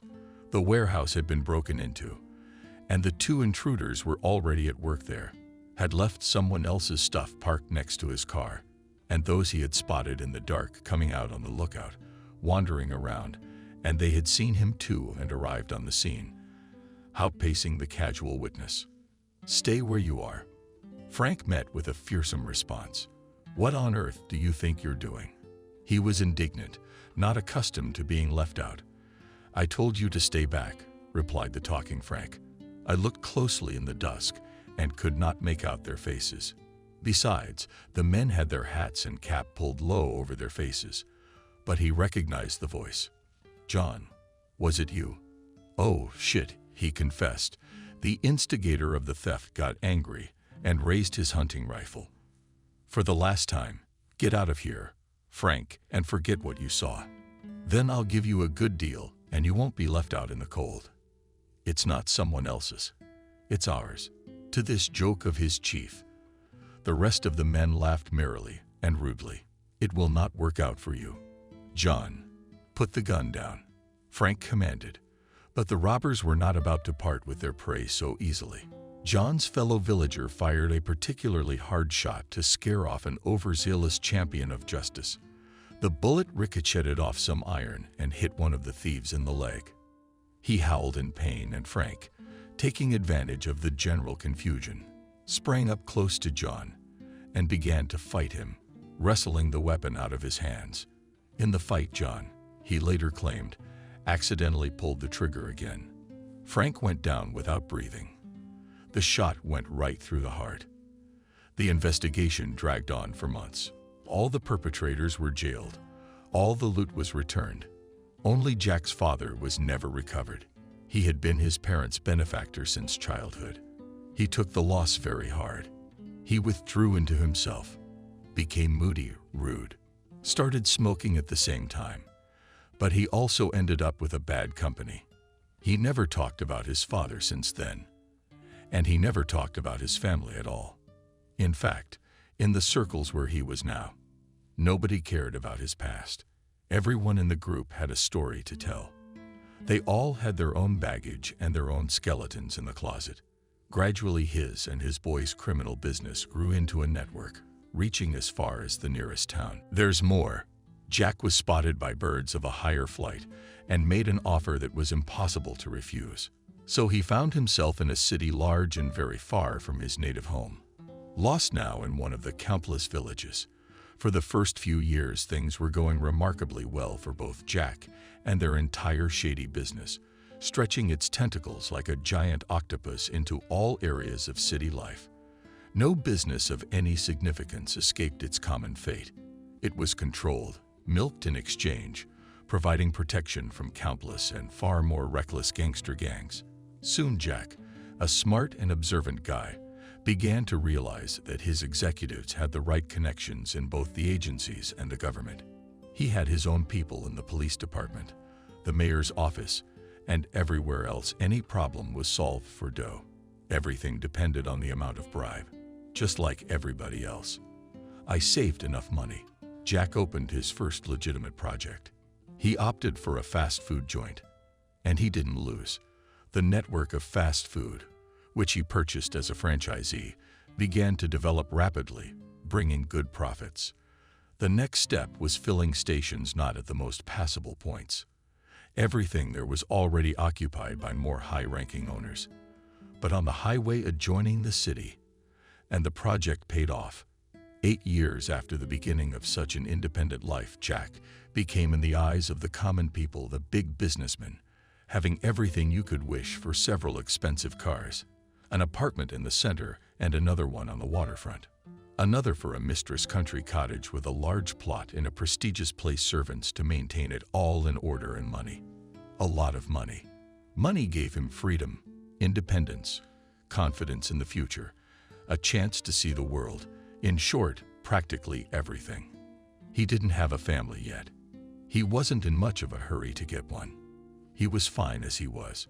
Jack barely remembered his mother and sister, whom he had left to their fate years ago. Jack was in a dazzling smile. A young secretary whenever he came into his office, and the guards invariably took to his visor, smiling absent-mindedly if he was in a good mood. He would pass by, barely dignifying the guards with a glance, and Helen the secretary would affectionately pat her on the shoulder or even playfully pat her just below the back. She wouldn't have minded if the handsome rich boss had allowed himself more, but right now Jack was infatuated with his current fling. So Helen had nothing to catch for now, but she hadn't given up hope, always ready to oblige as the situation demanded. "Hey, bro." One of his partners in the new business entered the office without warning. They'd grown out of the punk scene these days. It had been a long time since they had gone on raids to collect bribes from businessmen. Their own businesses were, of course, free of any kind of roof, but they regularly brought the due to their elders. And they, in turn, kept a piece for themselves and passed it on to the very top, where exactly that notorious big score was located. And who was he? Jack, like others at his level, did not know. Nor did he ask himself such a question. It was none of his business. Great. Jack stood up to meet his brother, walked over, hugged him, and shook his outstretched hand firmly. "How's it going?" "Oh, it's all right." The guest lazily lounged in a leather armchair. "The girl in your waiting room is fine. You'll use it. Give it to me." Jack waved his hand, indifferently. "So sit's not up to it." Well, good-naturedly laughed his colleague. "And if I leave, take it, if you like it." Jack generously agreed. "We'll find another one." "All right, let him get us some coffee." He smirked. "And we'll see. I came to see you about that. There's some big money to be made. We need to pool our money together." "How much?" "Businesslike," Jack asked, nodding. That was the order of the day, and he had long been accustomed to such visits, but when he heard the amount he whistled. "But it's a lot. I can't collect that much." "Sell something," the guest advised indifferently. "Daddy said I should." "Yeah."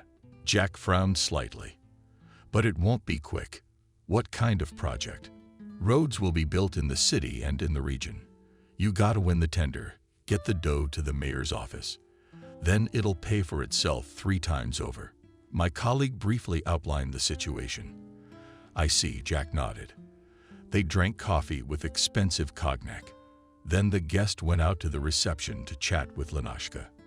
And Jack wondered what he could sell quickly. It was not even a question of disobeying. It was the kind of business he had to do. Call his friend the realtor. Together, they came to the conclusion that the gas stations would go faster. With a heavy heart, Jack signed the necessary papers and mentally said goodbye to part of his business. Never mind, he consoled himself. It would pay off 3-fold later. Of course, this sacrifice had no effect on his daily life, but his income dropped many times over. After a couple of months, he even had to dip into the dollar reserve that Jack Barry had set aside for a rainy day. "So how was the bidding going?" he asked when we met. The same colleague who stopped by before the gas station sale. Yeah, totally screwed, he said in a nonchalant tone. The competitors have outbid us, and we're out of business, so our contributions won't pay off, Jack clarified, trying to sound just as indifferent.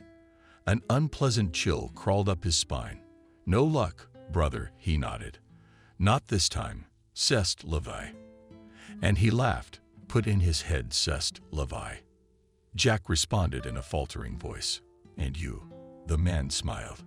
That was it. There was nothing to cover for. There was no one to claim his rights. There were for the rights, and there were not. Goodbye, beloved child. We'll have to somehow squeeze to reduce costs. Something to sell, probably to buy again at least one or something else. What should he sell?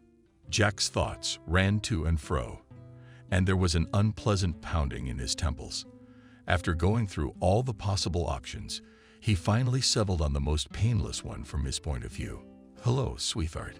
When he entered the apartment where his mistress lived, he found her lying in a drunken bathtub. Oh dear, the girl rejoiced, making a welcoming mask. What are you doing at this time of day?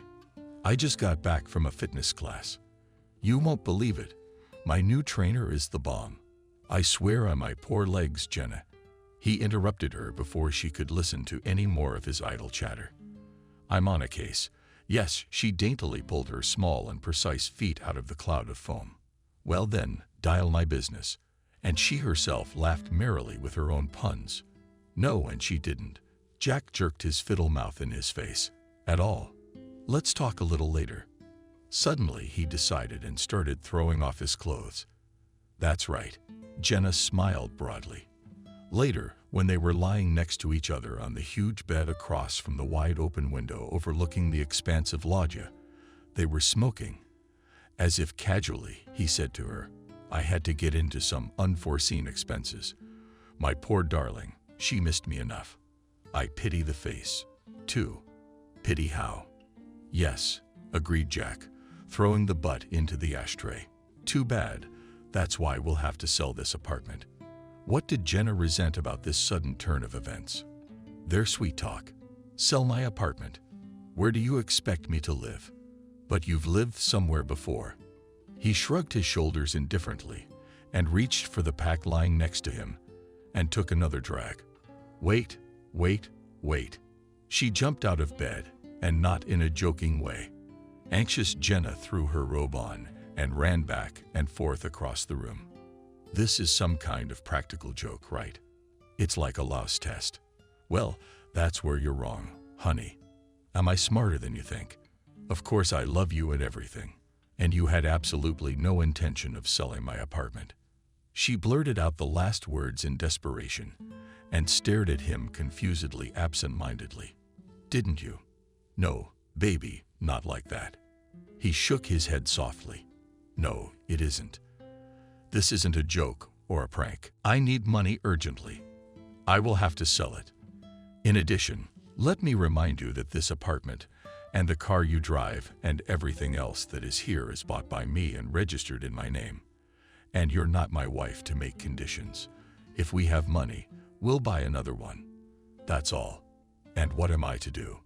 The girl's lips were trembling, and there were tears in her eyes. Where to go? You can stay at my farm for now, he said, or come home for a while. How do you like it? Look, you're really something. Jenna was indignant. Where do you think you're going?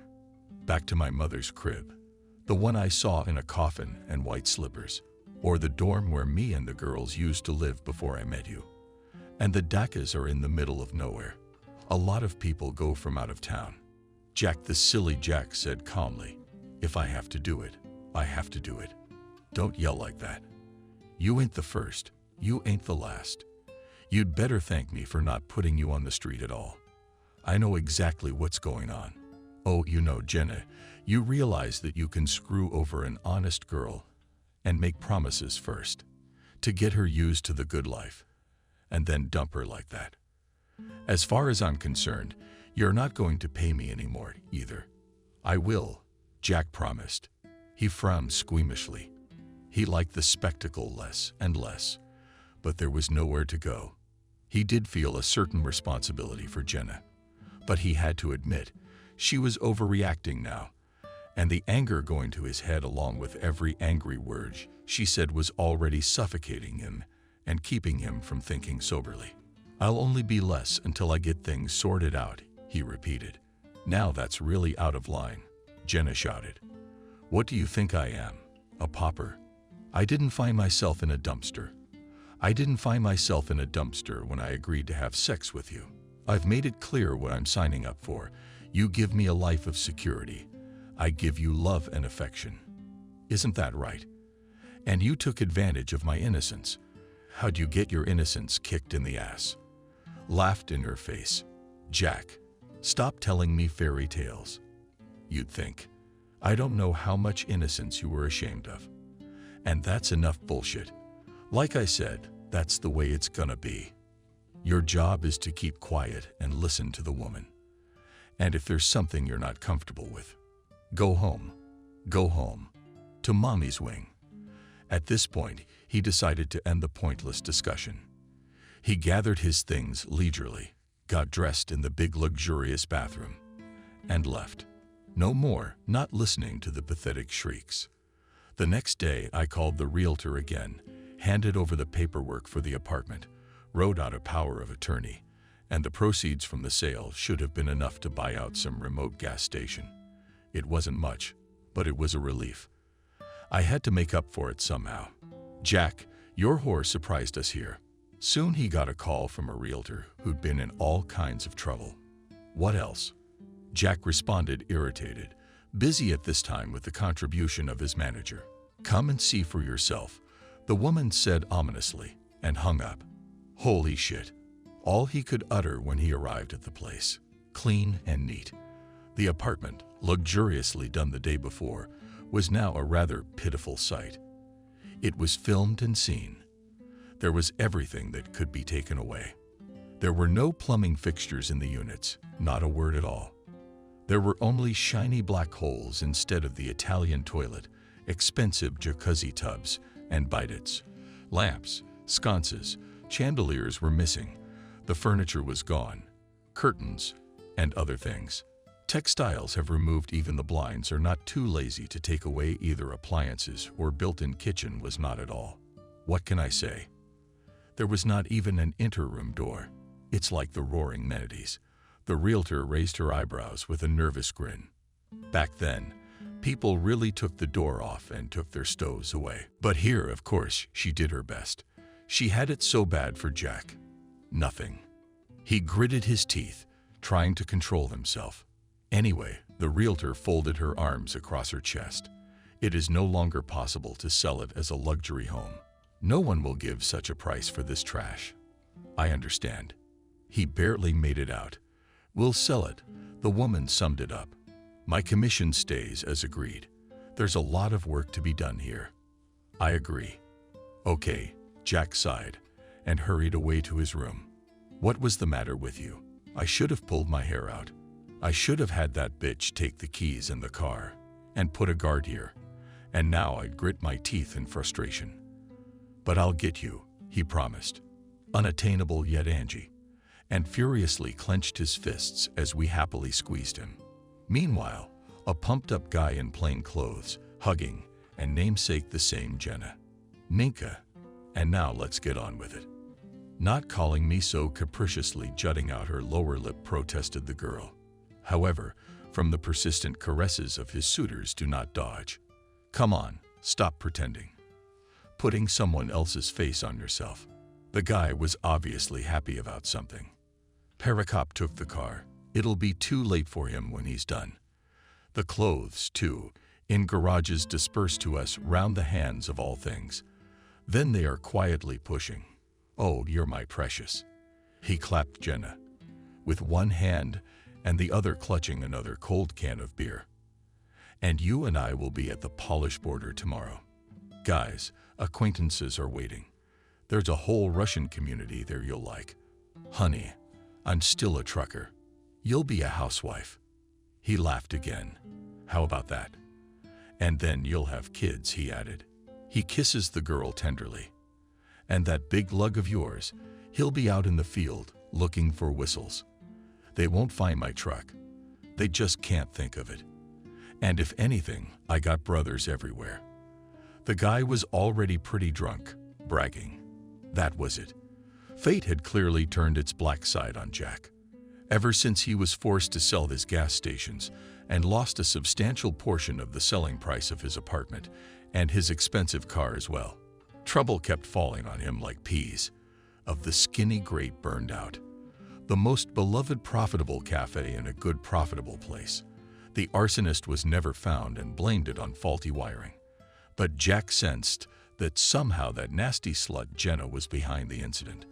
Following this trouble, he had an accident, smashed his favorite car to the ground, and hurt himself badly enough, even though he was not at fault in that accident. The truck driver fell asleep at the wheel and went so far on the oncoming road that he collected a bunch of 5 cars. However, one of the victims was even less lucky than Jack. It was fatal there. And our hero was hospitalized with multiple fractures and bruises. His head, thank God, was not seriously injured, and his spine was also oak, but broken ribs, bruised internal organs, and a broken leg.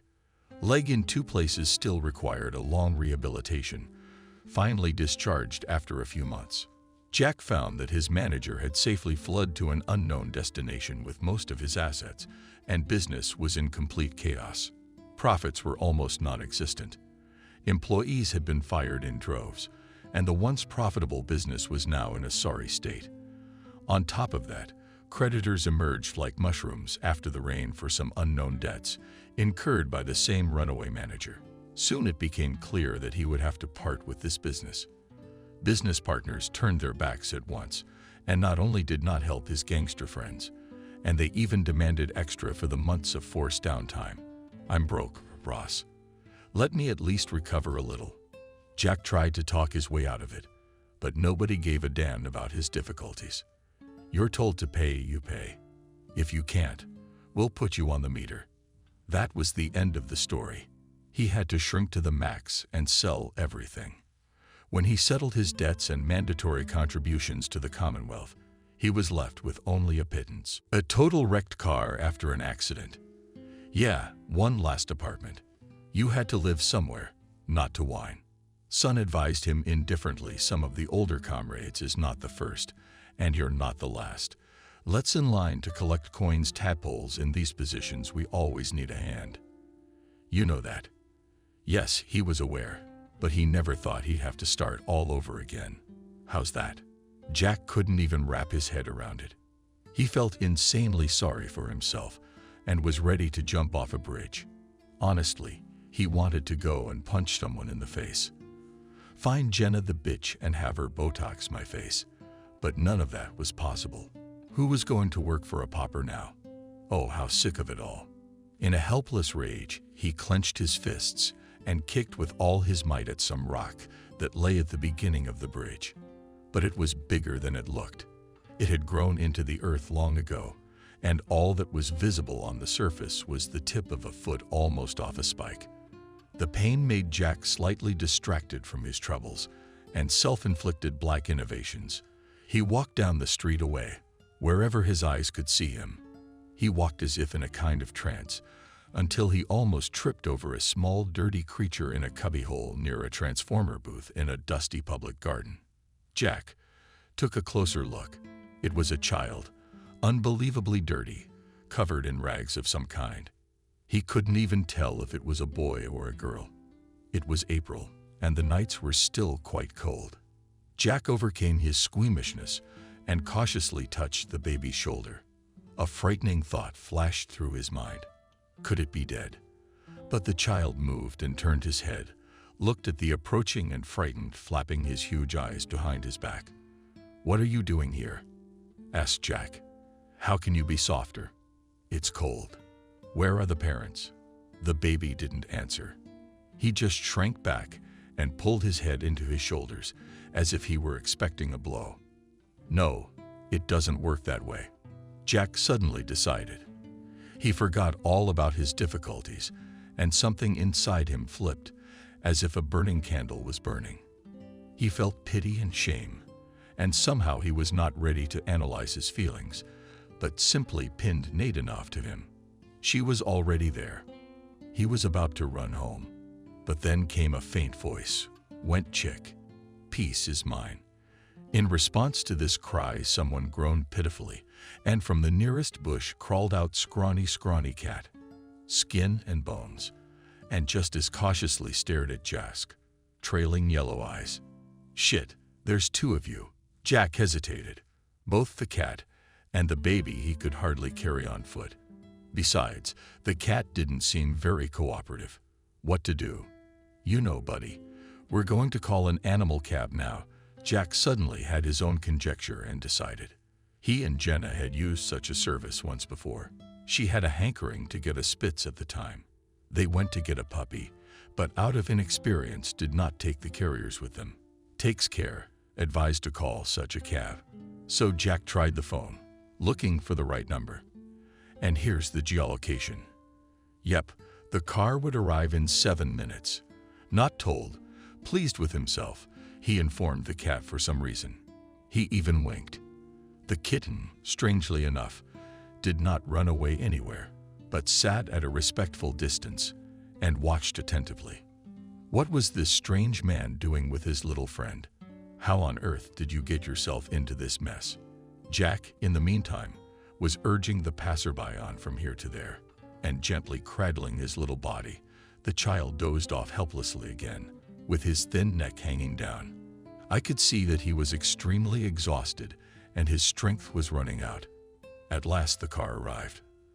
The driver, upon learning exactly who the client was going to transport, he almost wagged his finger at his temple. "What are you doing, man? How are you going to lure him into the transfer? Look, it's a sick stray animal too. Is he going to give me some kind of disease or something?" "No, I didn't sign up for that." And the cabbie was about to leave, but Jack stopped him and shoved a $100 bill firmly in his hand. "Friend, I really need help with the cage. But if I have to." The cabbie agreed right away. "Only you will catch it yourself afterwards." Jack carefully put the baby on the seat, wrapped it in his jacket, took the carrier, put it near the bush, and began to call out, "Cat, come here. Don't be afraid. I won't hurt you." The cat sat stubbornly in the bushes, nervously beating its tail at its sides, and was not going anywhere. As soon as Jack approached to grab him with his hand, he crawled deeper into his hiding place and thicket, and there was a menacing growl and hiss. "The hell with you," angered Jack.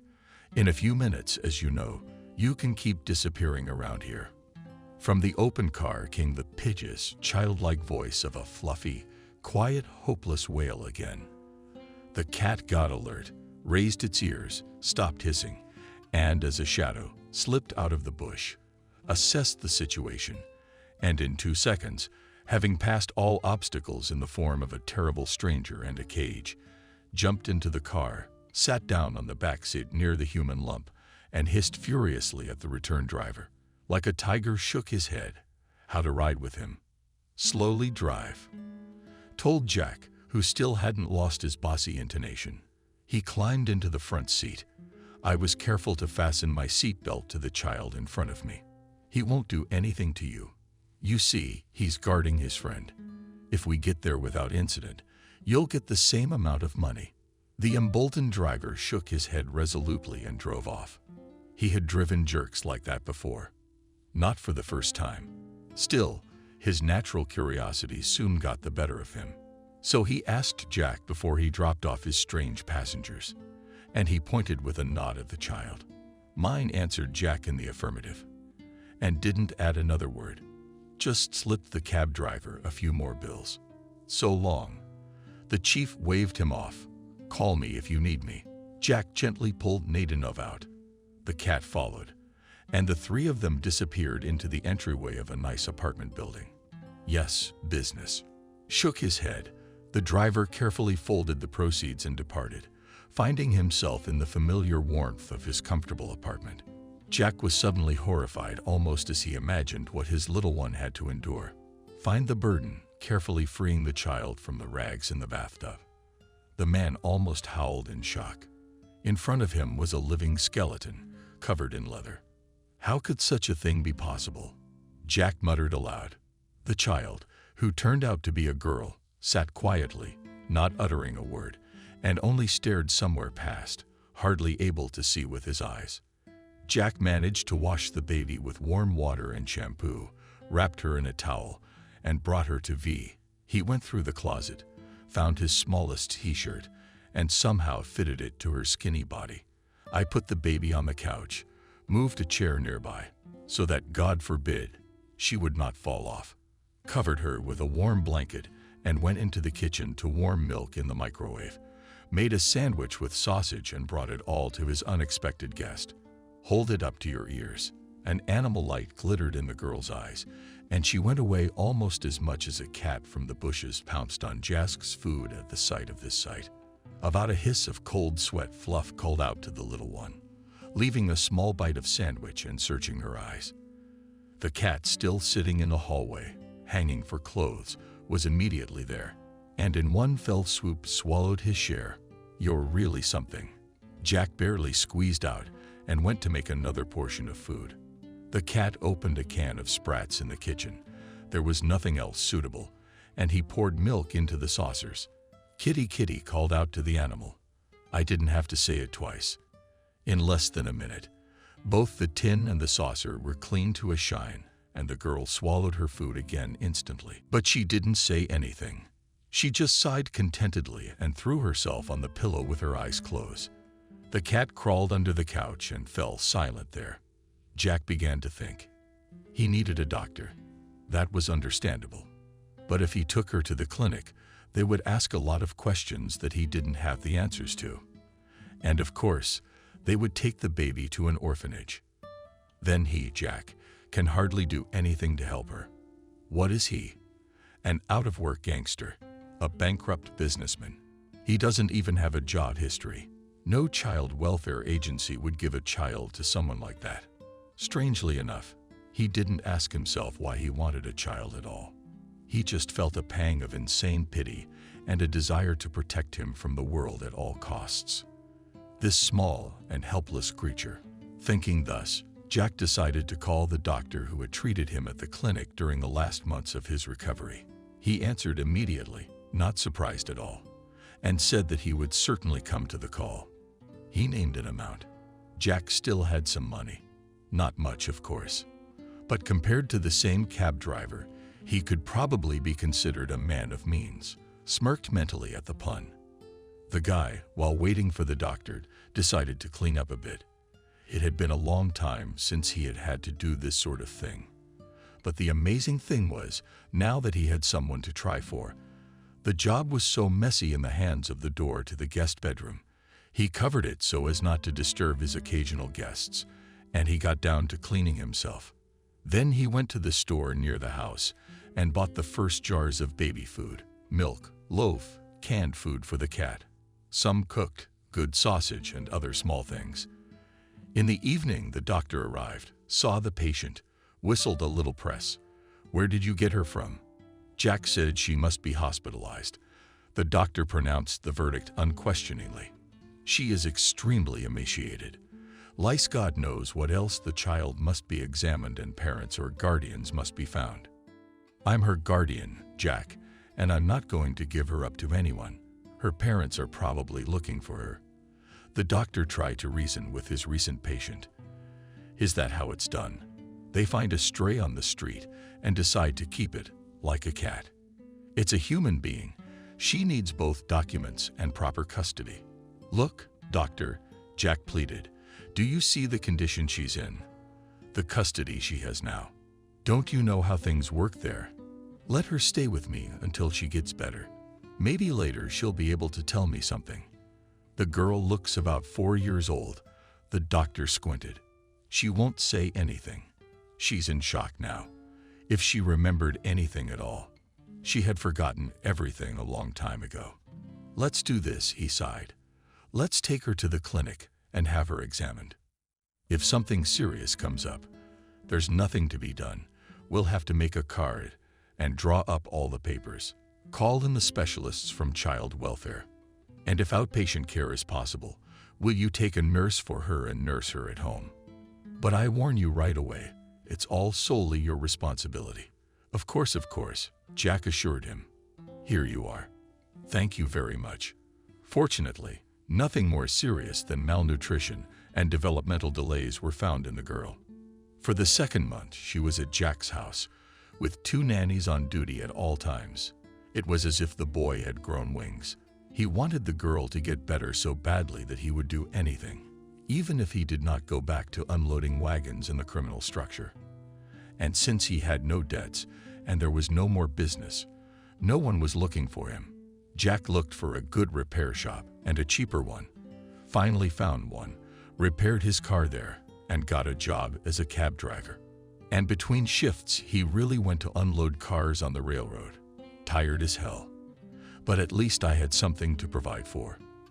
For money, for treatment and care. And not even getting into his meager by previous standard stocks. Yes, he named the girl Molly, and her fortune made a big difference. She got better. She didn't look like a living skeleton anymore. She began to speak and even smile a little bit. The cat, invariably present next to me, also distinguished itself. He grew a new coat, stopped hiding under cupboards and beds, and still guarded his little companion like a good sheepdog. Allie smiled at the little girl when she saw her patron, mangling his name ridiculously. Hello, Molly. Coming home, he brought her sweet buns with raisins, chocolate ice cream, colored pencils, plasticine. How did you manage to go for a walk today? And the girl nodded.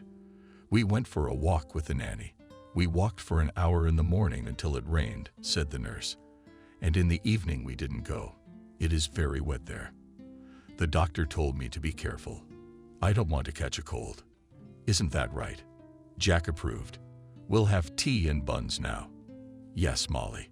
Yes, rejoiced the girl, and caught Jack by the arm, walked with him to the big and bright kitchen at the table. While the kettle was heating itself, she sat on his lap and purred like a little kitten rubbing the boy's clothes and hair. Time passed. The doctor increasingly persistently asked what Jack intended to do with his ward. He stipulated, promising that here was another week, and we'd think about it, and all in that vein. In fact, he broke out in a cold sweat every time he imagined what would happen if the day were taken away from him. How would he live then? For what, in this little girl, was now the whole meaning of his existence. A whole world previously unknown had come into focus. In the end, Jack decided on this. It was no longer possible to stay in the city. That was clear as day. A little more, and the doctor would help, and the kind neighbors would report him to the proper place, and the ruthless officials would take him away for the day. So he had to go somewhere where no one would find them, and no one would ask too many questions. But where to exactly? Where to find such a place? Jack thought long and hard, guessing this way and that. If only all this had happened before, when he was rich. Then she and Molly would go anywhere in the world, even to the Maldives or the Himalayas. And they would have lived happily ever after, though, thinking along those lines. Jack had somehow discounted the fact that as a formerly rich, indifferent, and calculating man, he would never have thought to trudge around the city on foot, looking at dusty roadside squares. There was only one thing left to take home to his mother for the day. Jack had no doubt at all that she would accept the girl as her own. It was all right that they had not seen each other for nearly 10 years. Never mind that he was a prodigal sheep and the last bastard. His mother is the kindest person in this world. She's sure to take pity on the orphan. There, in a village far from the bustling metropolis, no one will be surprised that he brought home a child. We'll say that her mother died, and the documents burned, and Molly herself in the countryside in the fresh air will be so good. Jack was now more and more reminded of her own childhood, behind the veil of life away from home, fussy, wasted bread. It seemed fabulously beautiful. How happy they were as children, as they sat by the heat of the writing stove. On long winter evenings, when the adults, having completed countless activities of the day, rested, indulged in simple domestic pleasures, mother would knit, My father was reading newspapers or books, and my grandfather, already quite old, was dozing openly and thoughtfully played in a large rocking chair. My uncle and my father's sister's aunts also came, bringing their husbands and daughters-in-law and their children with them. Noise, clamor, and joyful laughter.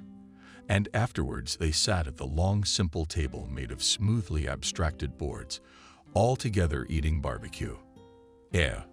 I can't help but salivate. How we used to run across the courtyard to the bathhouse in boots on bare feet. How we used to decorate the big Christmas tree. And in summer, there was no better time than the hot smell of berries and fresh leather grass. A country summer. The river, the mountains, Svoboda, the sand pit, where you rode down the slopes like an ice slide, sighing clouds of sand, looking for eggs, fish their lizards swimming in a big pond, humming fish at dawn. God, once you start remembering, you can't stop. It's all settled. He and Molly are going home to the country. And there was only one nasty thought dragging at the soul like a beetle on a tree. It wouldn't let it rest.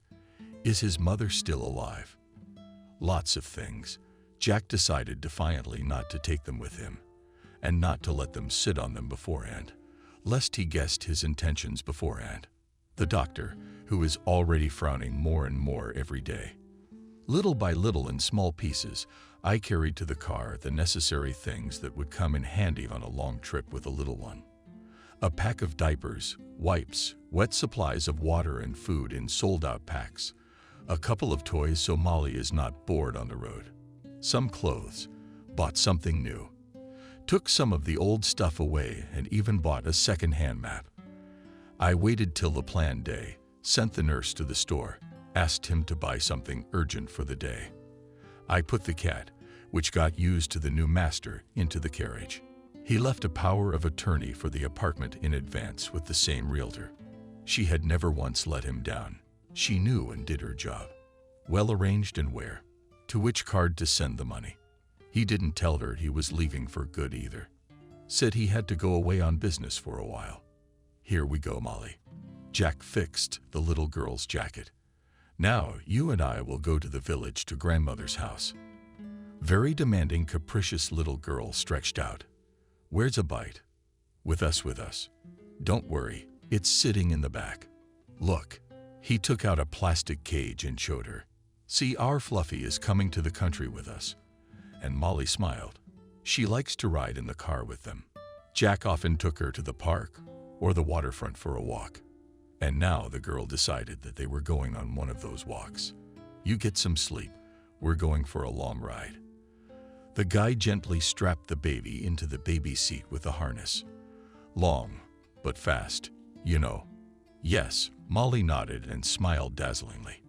Let's go, Daddy. Let's go, daughter. He looked at Daddy's Molly with emotion, and she had only recently begun to call him, at the instigation of the babysitters. And when Jack heard her call her for the first time, he almost burst into tears. God, he'd tear anyone to shreds for that baby, so he wouldn't tire much for the day. Halfway down the road, he stopped to spend the night in a roadside motel. Though he could have driven clear roads to the spot, it was 13 hours, no more. But there was no hurry, so they had a quiet dinner. They walked around the covers, said goodbye. They read a bedtime story about the princess, and Molly went to sleep peacefully by her caring daddy. And the daddy was not a fool, and being afraid of being chased, covered the license plate with a special film. Now they could not be found, even on the cameras, if they were caught. Early in the morning they drove on, and in a few hours they reached the border of Jack's home region. Here began the most familiar land of his small homeland. It seemed as if every tree, every roadside pole, and even the stray dogs lying lazily at the gas stations on the road greeted them in a special way. What is it with me not like old age creeps up with surprise, he thought, and then, laughing to himself, chased away foolish thoughts. What the hell is old age? He wasn't yet in his 30s. Next year he would be. It was getting closer and closer. He and Molly drove up to Jack's home in the village. Home sweet home. How good is it here? How peaceful, no big city noise. No, the perpetual hustle and bustle, and smiles and running around. The expanse, the heavenly breadth of the vast fields running away into the distance. Jack opened the windows and the fresh, clear, particularly piercing air of autumn filled the cabin. He sighed greedily at this tart aroma of rotten grass leaves, stored skipping mushrooms, and manure. And he himself did not notice how the road sign with the name of his village already appeared. Molly, by pulling him serenely sleeping girl. We're here, we're coming out soon. Wake up, baby. Molly baby muttered, waking up and wiping her eyes with her fist. Molly baby. Yes, yes, of course. Baby girl smiled the happy daddy. In the last month his Nadia began to speak better and better. And here I am even correcting my father, you are my good one. He parked near the common house, unbuckled the chair, picked up the girl in his arms, and stepped toward the familiar to the painfully familiar gate. His heart clenched in his eyes. Tears came to his eyes. Taking a deep breath, Jack pushed the door with his hand, and the door wouldn't budge. He put it back, his foot already in it, and stood staring dumbly at the wicket for a few seconds. What kind of news was this? For as long as Jack could remember, no one had ever locked a door in the village, much less a street one. Distractedly regretted his eyes, found the button of the bell, neatly covered with a piece of rolled-up rubber on top, so as not to get wet from the rain. So that was a novelty, too. Had my mother really brought a bell into the house? I couldn't believe it, but the facts spoke for themselves. With a shrug, Jack pressed the white round button for 2-3 minutes. Nothing happened. Then he pressed a second time. A couple more minutes passed Daddy to her in a searching tone of voice. Molly, frozen, when do we go to the cabin? We'll go now. Jack promised her, but not so sure anymore. He was just now assessing his options for climbing over the low fence. Climb, however, or go around the house and knock on the back windows from the vegetable gardens. There had been no fences there for centuries, but everyone's vegetable garden was down by the river and potatoes grew freely. What in the world is going on here? Jack grumbled unhappily, and was about to really go to the back of the house. But then the front door in the orchard slammed, and along the little path along the apple trees a figure, not a mother, moved. A man or something. Who do you want? He looked at Jack cautiously. He asked, stepping closer to me. The guy was confused. Blagoveshinsky, anyone? He added. With horror, I realized that not all of his relatives could be alive. But at least someone must be left behind. The man muttered. Distant relatives again. Sort of. Jack agreed. Now the man muttered, but he didn't open the gate. Instead, he turned and walked back to the house. Grandma barked, so much so that Jack shuddered. He was relieved to see she was alive. My mother. Through the densely growing apple tree branches on the pathway again loomed. A woman in a simple house dress and galoshes on bare feet came closer, smoking chili in an old new coat. Mommy, Jack said quietly. Mommy. The woman froze in place and stretched her neck under her blind eyes. And there is definitely an old hunting dog. What was it that didn't look like Mommy? Jack stepped forward and leaned over the low wicket and held out his hand to his mother. Mother, it's me. Jack, Jack. The woman moaned pitifully and thinly and staggered back. The boy grasped her forearms tenaciously and with the other hand pressed against her neck. Molly. Hold on, Mom. Don't fall. It's all right. Jack, Jack. Repeatedly, Mother grasped the fence with her hand. Jack, son. Open up for us, Mom. The boy asked you. Locked up. Locked up. The woman echoed back and then came to her senses. God, what am I doing? I stepped forward awkwardly. She pulled her whole body toward her son and sent him to fumble, rather than to see Jack's baby in his arms. And who is that granddaughter you have brought to you? Molly's son, smiling contentedly, informed her. Oh my God. The mother put her hand over her mouth, raised her eyebrows, noisily sucked in air. God, thank you. You waited. Come on, don't cry, Mom. What are you? Scared Jack, such a violent motherly reaction. Is it necessary to cry? Are we going to rejoice now? Let's go inside. Mom, Molly's freezing. Yes, yes, yes. Mother's got it all figured out. Come on, son. Alex cheerfully called from the threshold. They were barely inside.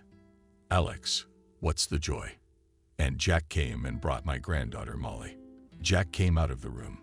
The man was staring at the new arrival. Was it you? Alex. In turn, the lad was surprised, recognizing in a strange man his former teacher.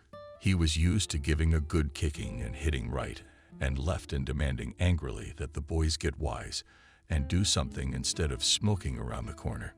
Jack put his clothes down on the floor, and his mother immediately began to fuss over them, and if by whispering all kinds of funny words. Who's that? There's such a nice, little, lovely one. Whose sweet little girl is that? Is it Daddy's? She looked at the strange woman distrustfully. Molly, ready to burst into tears. Fluffy, she called, finally remembering, as always her friend and protector. Daddy, get the Fluff. My daughter. Oh yes, Fluff. Jack squatted in front of the baby. I'll go to the car and be right back. I'll get the Fluff. Don't be afraid. Okay, I'll be right back. Okay, with tears in her eyes, Molly promised quickly. She asked pitifully. But Jack had already gone out for the transfer to the car. What's that supposed to mean? Alex grumbled grudgingly. Barely a door behind the guest. He hadn't set foot in his mother's house for years, and now this. That's right. He wants to hang a baby on our necks. Come on, Alex, the woman said. He's my son. Can't he visit his own home? Then Jack came back, and the conversation was over. The usual joyful inquiries began. Where, how, what? Who was whistling merrily on the gas stove kettle? All kinds of food appeared on the table, and the cat, released from its cramped cage, immediately crawled under the sofa in his old habit of not trusting anyone. What a cat! The muzzle is wide across itself and unusual color, said Alex. The pedigree would look like a Briton, Jack agreed. But I don't think so. I found him in the park together. He stammered, almost saying it. We went for a walk together with the new girl. We were there with Molly. He corrected himself immediately. She was so attached to him. It's just amazing. And he follows her too, like a guard dog, not anywhere without each other. How sweet are you? Meanwhile, she couldn't get enough of her granddaughter Jack as a mother. How old are you? 4. The girl got used to and imbued with the confidence of the kindly elderly aunt. 4 years old, she repeated, and showed the same number of fingers. Oh, what a clever girl. Reinforced new grandmother. Come on, eat, or they'll get cold. I do not want to. The girl stepped. I want a Nesquik. Nana is chocolate balls. That's what she calls them, Jack explained. We have some with us. I'll get them. God, what don't they feed kids in the cities? Alex sighed disapprovingly and sent another shot of clear homemade moonshine into her mouth. Jack refused to drink, and his new cousin did not like it at all either. He made himself a city man, came in a fancy car. Now he's turning his nose up at us. While we were sitting at the table, the mother was telling the dear guest about her family and friends. Cindy's been married 8 years. She's got 2 young boys. You ought to call them in. Let them at least stroke you, and you on them. It's been years since we've seen each other.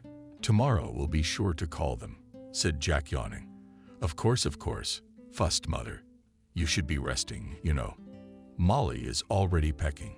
She looked warmly at the girl, trustingly pecking at the side of her so big and quite grown-up son. This simple picture reminded her good heart of such unheard-of joy that it hurt to breathe. It seemed, she sighed, a little deeper.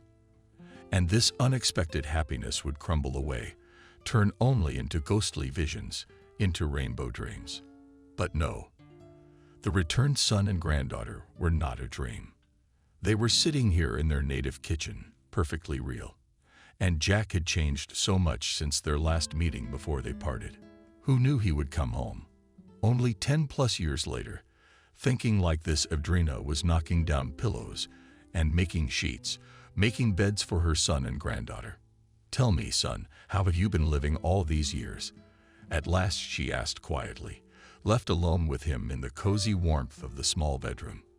"And where is your mother for the day?" "She did not come with you, hopefully." "Mother is dead." With a deliberately sad sigh, Jack reported. "Following the outline plan not long ago, but she barely remembers her anymore." Psychological trauma. Ah, God. The mother crossed herself, lowered her eyes, and muttered a snippet of some quick prayer. Vaughn looked into her son's eyes, searching there for sorrow and pain. "She and I weren't even married."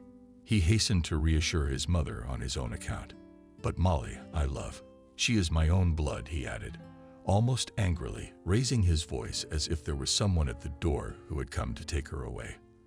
From his child Jack, the older woman looked at her son with admiration. "What have you become? How grown up, how independent you have become." "Mom," Jack said, averting his eyes, "I owe you an apology. I'm sorry I behaved like a jerk the whole time after Jack died, and all I could think about was myself." "Nothing, my son," quietly his mother said, and came closer and kissed him on the forehead. "Nothing. You had a psychological trauma too." They hugged each other and sat for a while in silence and semi-darkness. The rooms were cozy, lit only by a small light. The table lamp, standing beside the bed, opposite, spread its neck serenely. Thin, alive in sleep long ago, Molly slept. "How does she look like you?" My mother smiled. He came close to the couch and moved the chair, throwing a wool blanket over it. "She's going to topple over in her sleep." In his sleep. "Tomorrow we'll go to my father's cemetery," Jack said, sinking into a deep sleep. "Good night." "Good night, son." Mother went out quietly, shutting the door. All around there was an almost palpable silence and an incredible peace, unimaginable in the city. Only the twigs of old cherry trees trembled faintly in the autumn wind near the wall of the longhouse. Yes, there was a restless dog somewhere in the alley. Jack reached out, putting his own movement into it. One last effort before falling into a deep sleep. A switch flicked, a dim lamp, and the world immediately plunged into absolute darkness, and morning greeted them with such bright and warm sunshine, as if it was still summer outside. My mother, who had already had time for a whole mountain of pies since the early hour, was also shining like the sun. "Wake up, my darlings. Good morning." She hugged her son and took her granddaughter in her arms. "Let's go to breakfast. You are the only one we have been waiting for. And yet, so far you are accustomed in the cities. You read drachmas before dinner." You and Alex quietly stepped in, getting up from the chair next to the stove. "Come on." Alex cursed his mother. They must be tired from the road. Yesterday Jack, happy with everything at home, forgetting his sweetheart, did not pay much attention to the grumbling of the old man. So what if they got together with his mother? Didn't bother him much either. It was a mundane thing. She wouldn't be the only one to forge one now. And what right did he have to judge and meddle in his own business? The house and the household required a strong man's hand. It's quite obvious. There's a decent bathroom in the house too. Before, there was none at all. And the hot water was turned off. And in general, everywhere you look, you can feel the master's grip. And I brought you presents, Jack realized, and went back to the car again, and brought a big box. "This is a robot vacuum cleaner, Mom. It will crawl around and clean for you." "Really?" My mother flashed her arms. "They'll think of all sorts of things. And this is for you, Alex." Jack handed the man a beautiful upright box, a 10-year-old Georgian, and added a gift card envelope to a well-known supermarket chain, one of which was in the local district center. Well, for some reason Jack blurted out in a smile, "Alex, pleased with the gift. You shouldn't have been." "Yes, you should have." "Well, let's go to the cemetery." That's his mother's. At his father's grave, Jack knelt down, folded and stood for a long time, gazing into the glossy colored oval on a simple iron monument. Finally stood up, swung away his jeans, and said, turning to his mother, "In the spring we'll put a new granite." Son only managed to utter a woman, wiping her eyes with the back of her hand. "Are you coming to stay with us for long?" Alex asked more good-naturedly at dinner. Last but not least, his complacency was affected by the sum he saw on the gift card. It was good money for the countryside. You can buy, for example, a lawn fork or a water pump, make automatic irrigation, so you don't have to walk through towns with a hose, and don't make mud. Yes, there are many things you can buy in the economy needed. It is only necessary to think carefully. We have to think hard, so as not to miss a chance.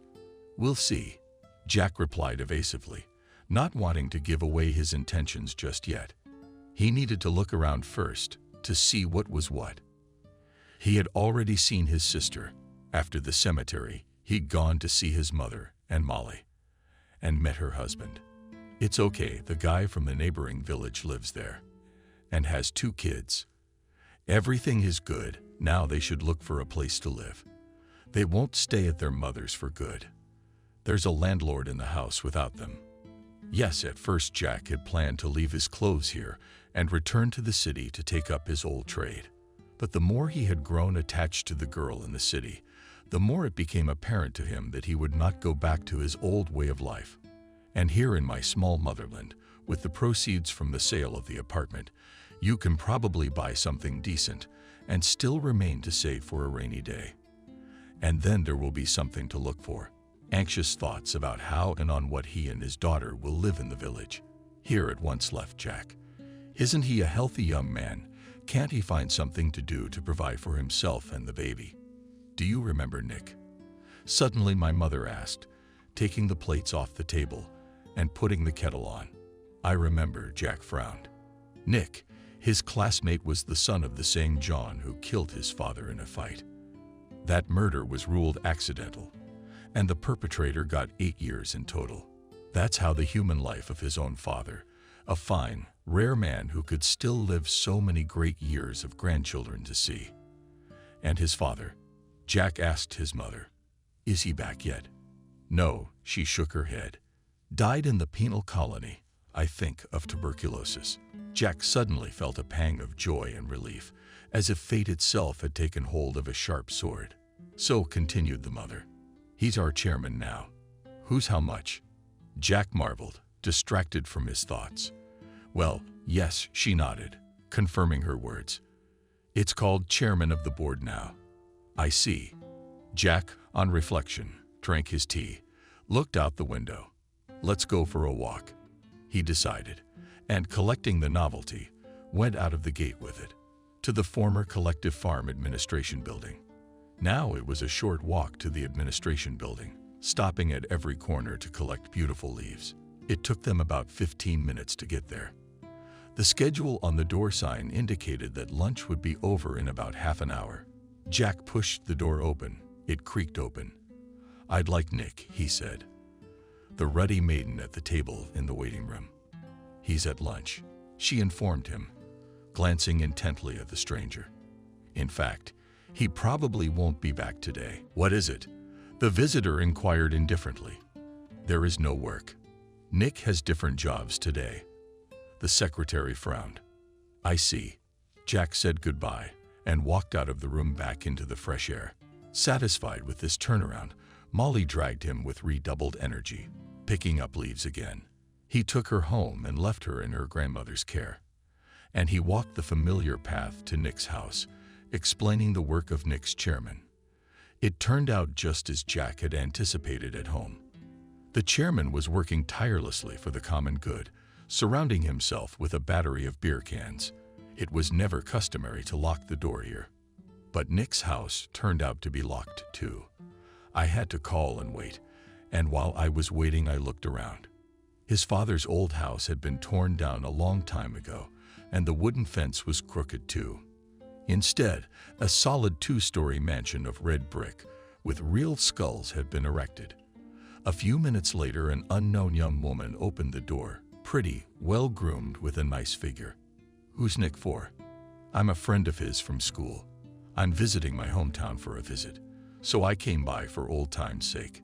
cheerfully reported, smiling the sincerest smile of Jack. "Ah." The woman nodded understandingly. "Well, come in then. You are not from around here, are you?" Jack asked her as they walked up the neat stone-paved path to the house. "Yes, from the shop," she answered as she opened the front door. "You go over there to the left," and to the left was a large dining room with a view of the conservatory. At least, that was the name of the large insulated terrace adjoining this part of the mansion.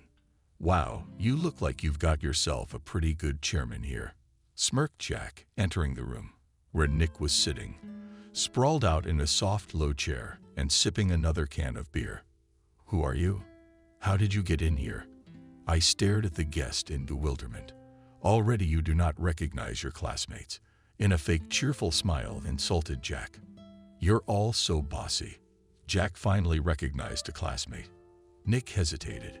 "What are you doing here?" He was all alert, not expecting anything from this visit, especially the good ones. First of all, they parted 10-odd years ago, not on a very friendly note. Tragic circumstances contributed to that, or rather, they used to. In the first years after Jack's departure from his native land, and then they disappeared altogether. He smiled broadly at Jack himself. He had no intention of recalling past grievances now. So many years had passed, and of course the complacency, attitude, and peacefulness in which Jack found himself was in no way personally to blame for what had happened. Since his return home, it still hasn't left him. What was going on here now? It was still necessary to understand, to get into the situation, so to speak, and that was the purpose for which he had come to see Nick. After all, that man was in charge now. That was a good place to start. "How are you doing? I see you're doing all right." Jack didn't wait for an invitation and took a seat in a nearby chair at the low table. "I can't complain," smirked the host. "Here's to my meeting." He held out his mailbox and a beer can, but changed his mind. He got up and got a large bottle of stronger liquor. This would be better. We drank, talked about this and that. We reminisced about the old days. Nick looked sure of himself. He was as talkative and happy as before. But his appearance had changed much more. He even looked a little bit swollen. Even his face at under 30 had become unhealthy. Drinking. I realized, Jack, and noted to myself that Nick was in it. He was following in his father's footsteps. He was so drunk in his day, the whole village heard him chase his beloved around the yard. For a long time. Just like everyone else Jack had seen so far. Nick asked, saying goodbye to his guest. "I haven't decided yet. I'll stay for a week, and then we'll see." "Well, come to my office when you have time. I'll show you my possessions." Nick winked benignly, pleased that Jack didn't show any animosity. "People like you and me have to stick together. After all, he thinks I'm a bandit." It got to Jack as he walked back home and counted himself in that circle. It doesn't add up. In fact, this visit left him with an unpleasant residue. Behind the outwardly Nick's joker, with a clear reluctance to talk about serious things, he was hiding something else. What was still to be found out? In the meantime, it was time to think about his own business. In conversation, Jack casually asked his former comrade at what price. "Neighborhood houses for sale." "There's a thought of buying something for the country house," he said. He laughed and said that this is not the metropolis and nothing good around here sells. Still, he had to buy something. Since he was going to stay in his native land forever, he decided to get in touch with the realtor and try to call her on the phone.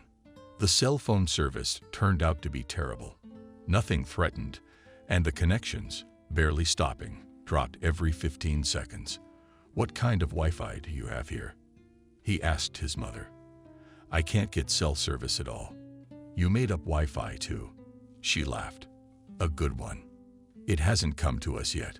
All we have is the mobile internet, and then only once in a while. Everyone who needs something urgent.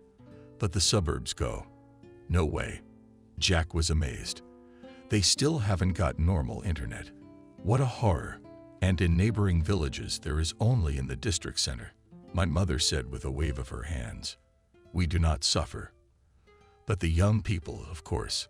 Howling, of course. You can't even go to school without it now. Jack shook his head. Well, they don't think about school in the first place. Mother laughed again. So go to the suburbs, son. If there's anything important you need.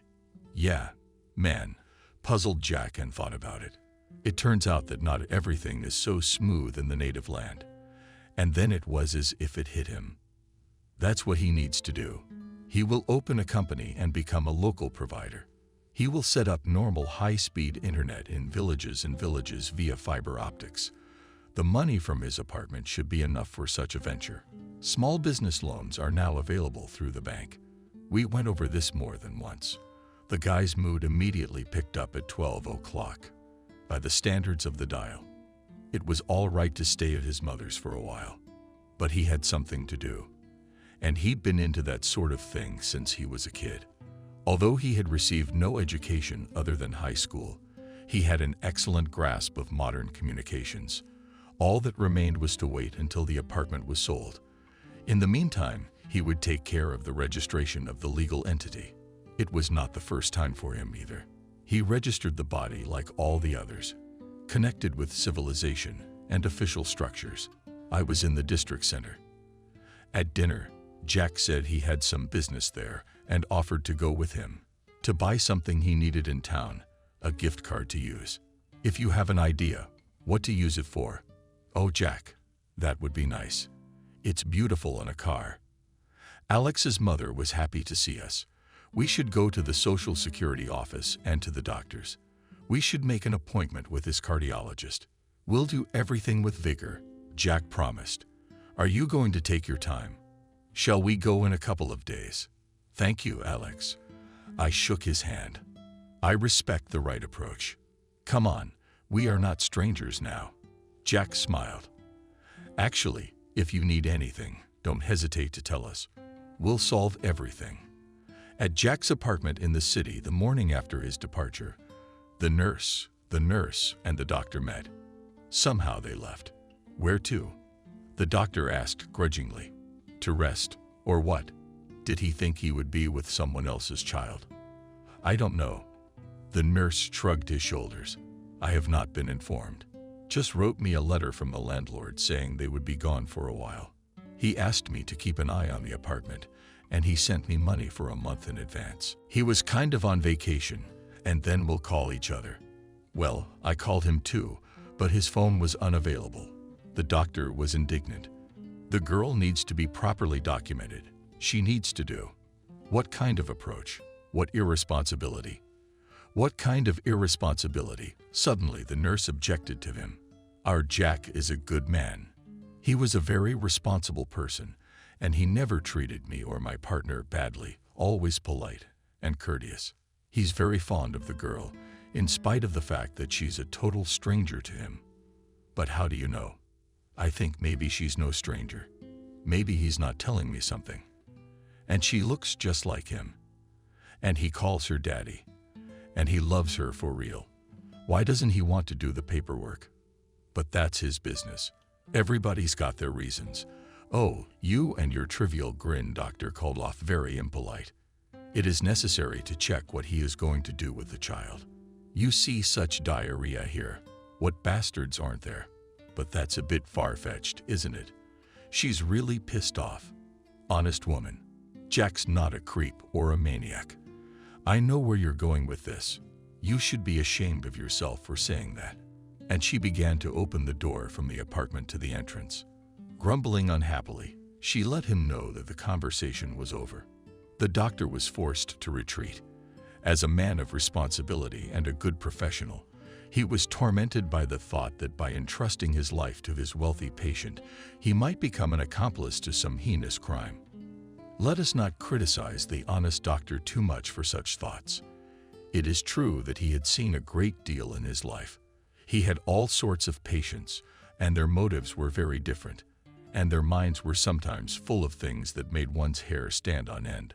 For instance, just now he was watching a girl from a very wealthy family who suffered from a peculiar personality disorder bordering on schizophrenia.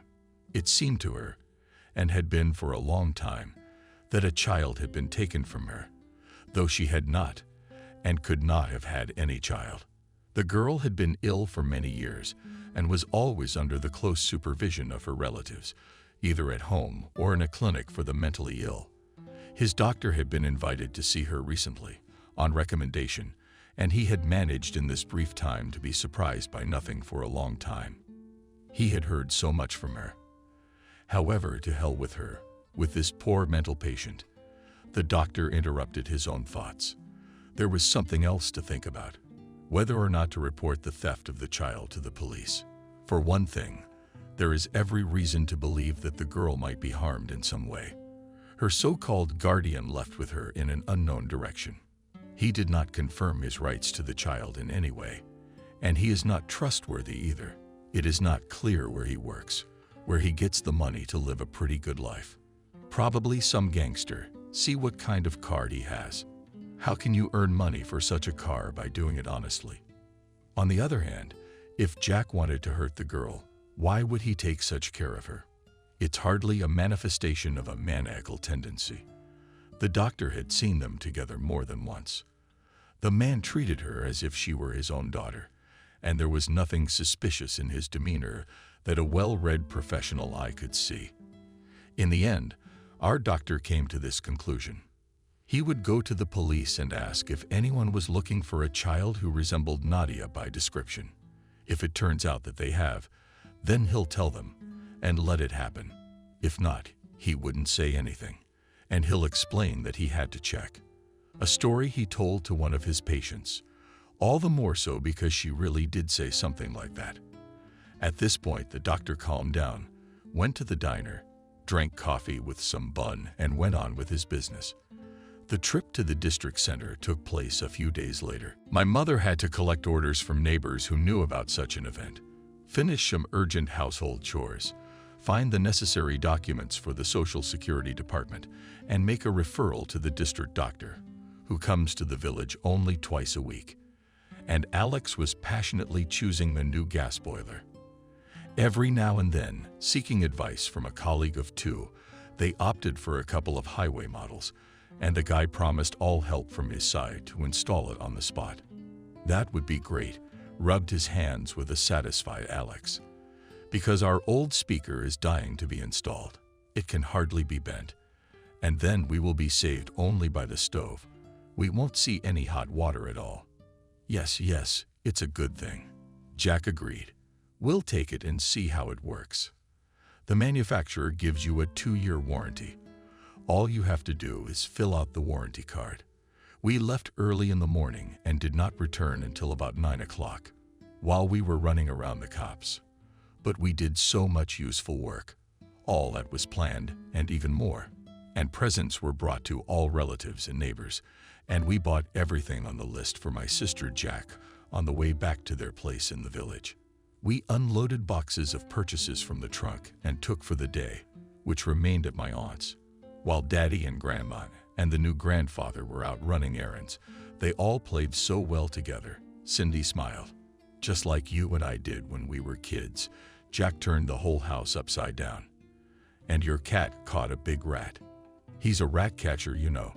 Now the whole village wants to invite him to stay with them. A rat catcher. Very rare. We must get kittens from him. But I don't think that will be the end of it. Smirked Jack, settles fat. Long gone on the home matches fluff in the carryover coup. Come on, buddy, you're about to become a star here. Daddy, I was so much fun. Molly reported happily, hugging Jack by the neck. I have 2 brothers now. That's right. Oh, you are my joy. Jack kissed the girl tenderly on her velvet cheek. Well, let's go home. Not home, protested the girl, stretched out. And to grandmother's. I want to stay at Grandma's, so at Grandma's we are home. Jack stroked her head. This is our home too. Yes, the girl nodded. Another home is so much better. Through the mouths of babes, as they say. Alex began important, and all present laughed amicably. The registration of the new company was over in a week, and it was necessary to go to get the appropriate documents. In the meantime, the apartment was not sold, and there was no money to buy everything they needed, they had to do something. Jack enthusiastically began to work on the household chores. Here to tinker, there to repair. His hands remembered various small things he'd been taught by his father as a boy. I see your son's come into his own after all. He's just like his father now, Adrina said approvingly. The neighbor came over for a chat. They both sat down to tea and looked out the kitchen window, looking out the next yard into the courtyard. Jack had spent the second hour straightening out a big pile of old days, destroying them on an even trail. Thank you, Evelyn happily responded Adrina. I'm not happy myself. So many years of disappearing. And now here we are. It's unexpected and so nice. Even more unpleasant, agreed Evelyn. The children are our continuation. Can he stay here forever now? I don't know. He hasn't said anything yet. Adrina shrugged shakily. We haven't asked Alex. And you ask, the neighbor advised. Still you, the mother, should know what the son's intentions. I see he's a serious guy. I guess he didn't like the crooked road. I didn't have to ask. That same day at dinner, Jack told them himself, excited that the apartment was finally for sale and at a good price. He, when he found out, sat down and figured it out that there was enough money. He would not have to take out a loan. Of course, he would still have to see how the business would go and hire workers. But there are resources for the first time. We'll have to stay with you for a while. A little worried. He asked his mother and stepfather. Is that so, Jack? The woman gave a wave of her hands. It's your family home that your father left you. Of course, you and Molly must live here. Where else would you live? What kind of talk? Jack, what is it really? Alex said. I'm sorry, I was a bit upset at first. I was looking at you myself. You know, what rumors were rumored here. But now I see you're a decent guy. So you decided to do business the right way. It'll do people good. Anyway, I approve. I just need to find an office, Jack said thoughtfully. When the family explanations and other manifestations of joy on such an occasion were over, I think I'll go to Nick. I'll ask him for a room in the office for the first time. There's nowhere else. No matter how you look at it, there is no other administrative building in our village. Don't mess with this scoundrel, for God's sake. Suddenly, Alex got more serious. No good will come of it. What's the matter? Jack frowned. Why do you call him that? What else to call him? When he robbed the whole village angrily, answered the stepfather. What do you mean, robbed? Jack was surprised. What kind of a story is that? Tell it to Alex, and he did. He didn't want to drag it out. According to his words, confirmed immediately by his mother, the story was as follows.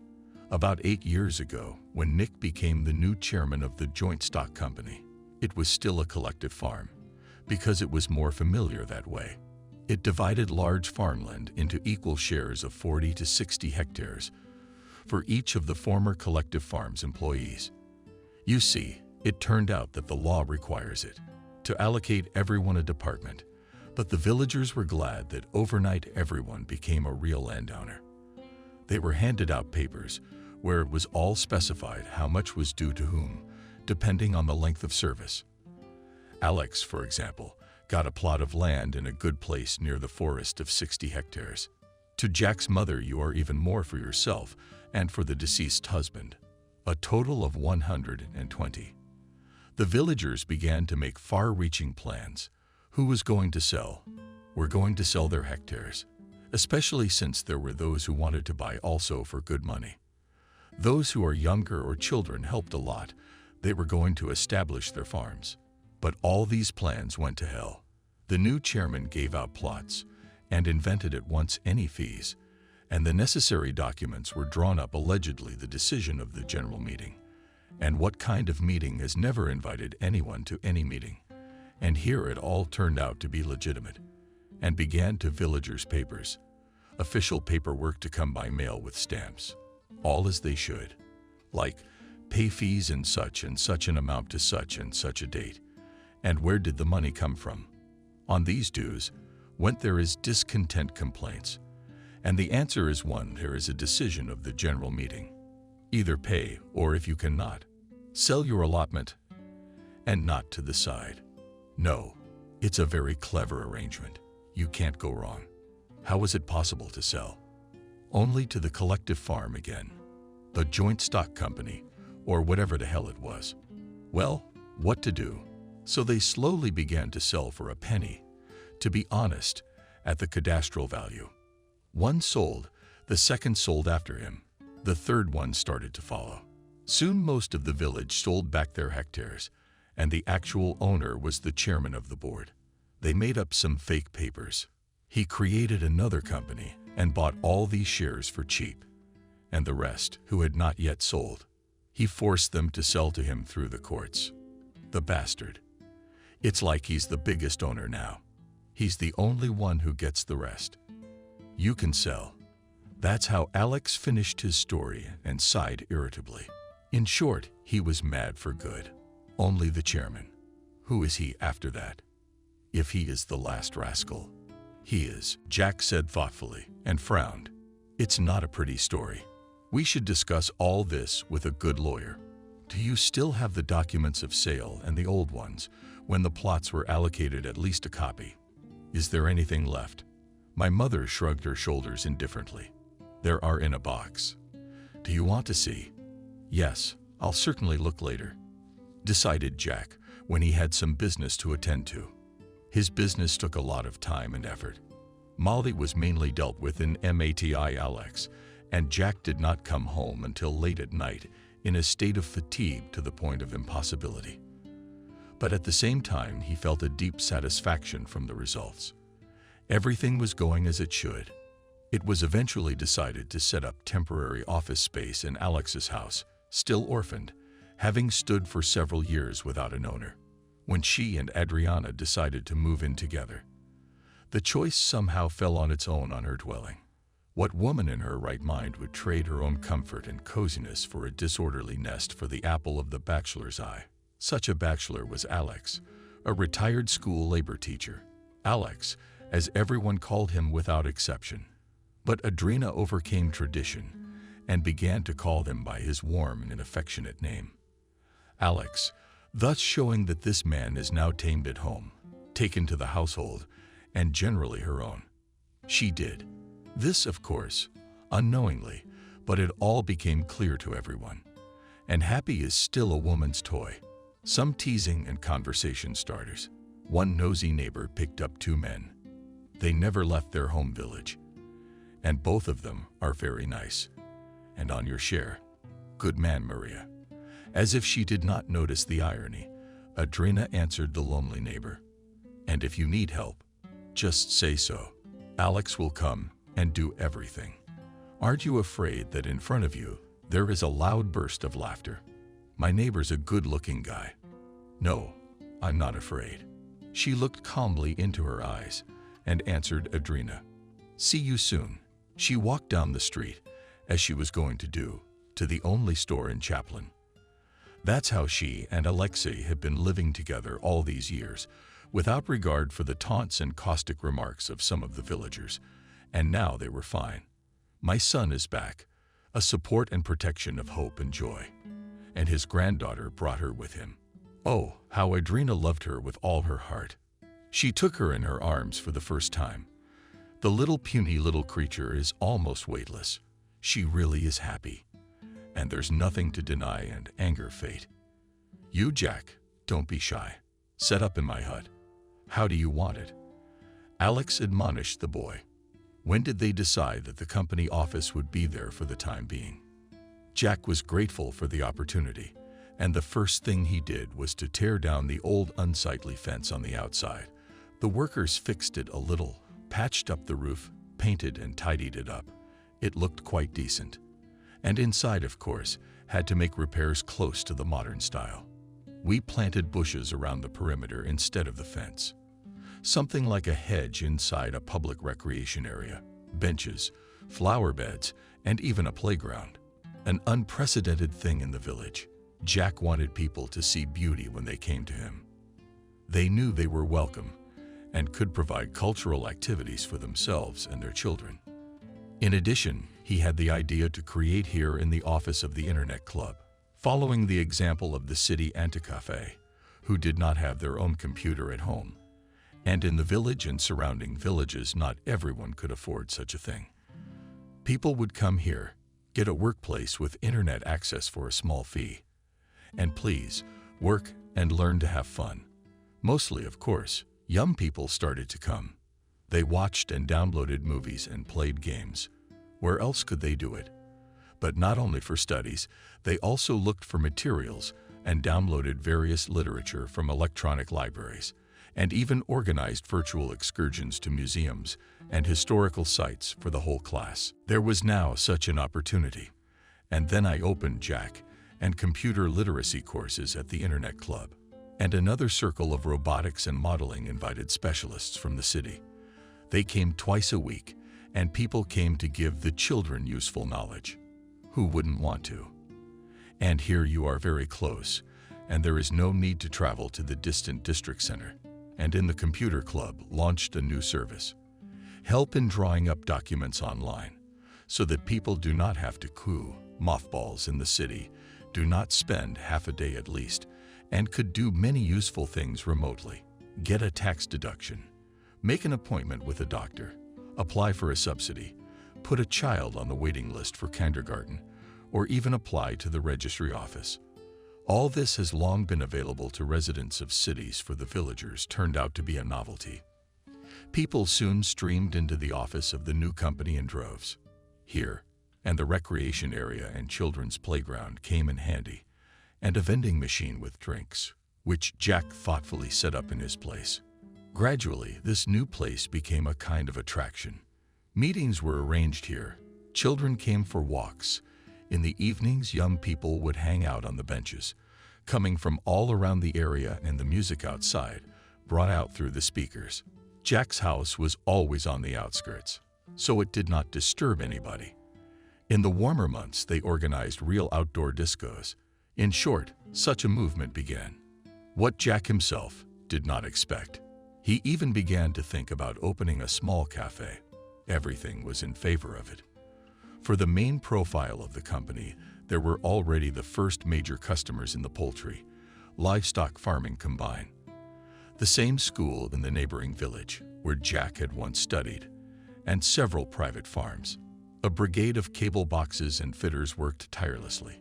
Nick, the chairman, held out to the last man, using the services of a mobile internet provider as before, but seeing how quickly the new company was developing. And most importantly, the quality of this connection gave up, and he came to conclude contracts for himself and for the collective farm. "I see you've got a pretty good setup here too," Nick said in a cheerful tone, paraphrasing the first words Jack had spoken when he had visited him 6 months ago. "Yeah, I can't complain," Jack replied in tune with him, and they both laughed. Jack, of course, remembered well what he had been told about the shenanigans. Relatives. But he didn't show it. It was not yet time to deal with the matter.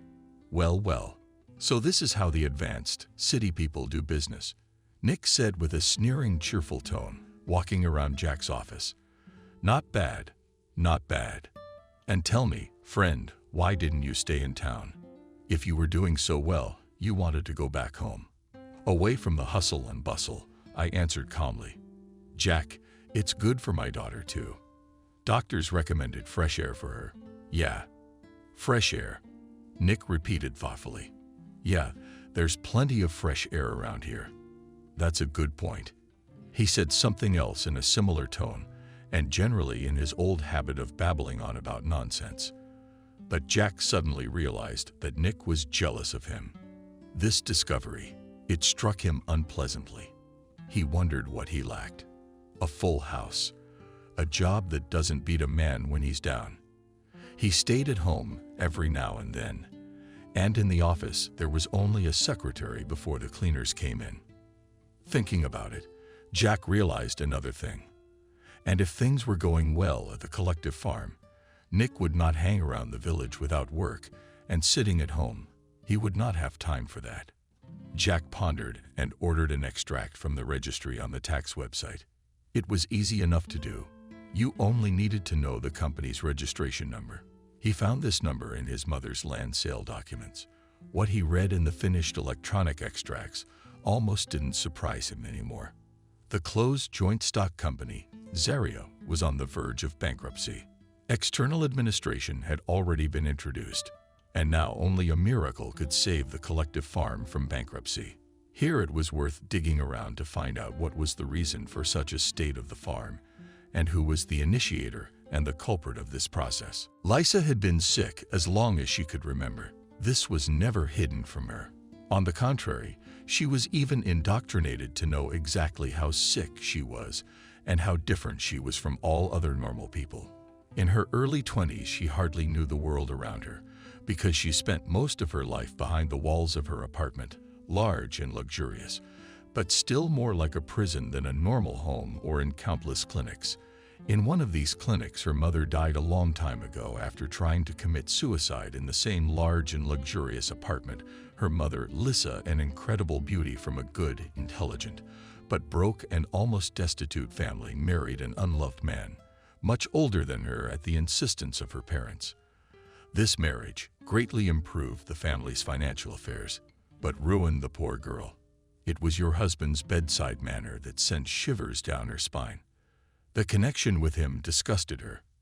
As a result, she got drunk on sleeping pills one particularly beautiful, rainy, and dreary evening and left this world, leaving behind only a few pictures and a young daughter.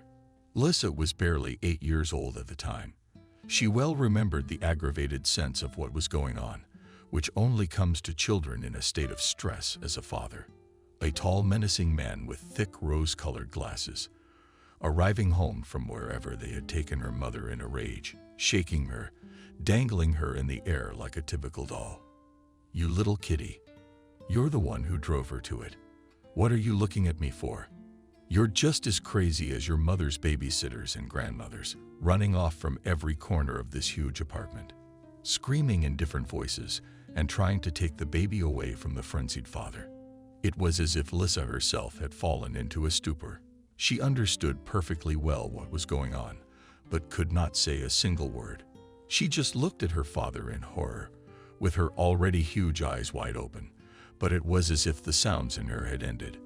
The next day, the doctor said that Lisa was hysterical.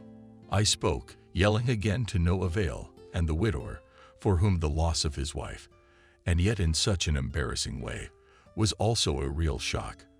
I said that she was as hysterical as her mother had been, that she should burn in hell forever. And he sobbed violently, dropping his head in his arms and throwing everything he could at the walls. The beautiful wife had been his mad passion, and now this one was orphaned.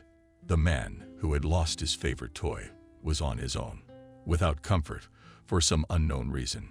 He put all the blame for what happened on his 8-year-old daughter, and she took it at face value. The girl was taken to a psychiatric clinic because she was no longer able to have normal contact with people around her. Since then, Lisa lived her life on medication, somewhere between reality and a wild nightmare. At the age of 17, she was raped by one of the doctors, a young resident struck by the unearthly and alpine beauty of his patient. Lisa grew up very much like her mother, only even thinner, even more graceful was her figure and skin that had not seen the sun for many years. Porcelain, like a Chinese statuette, almost transparent ashtray, her hair and huge half-faced bright blue eyes completed this fantastic image. This beauty could not be spoiled neither by the bruises under her eyes, nor by the rough hospital clothes. It was as if Lisa was above all the earthly, coming and squalor of this world, and it did not affect her in any way.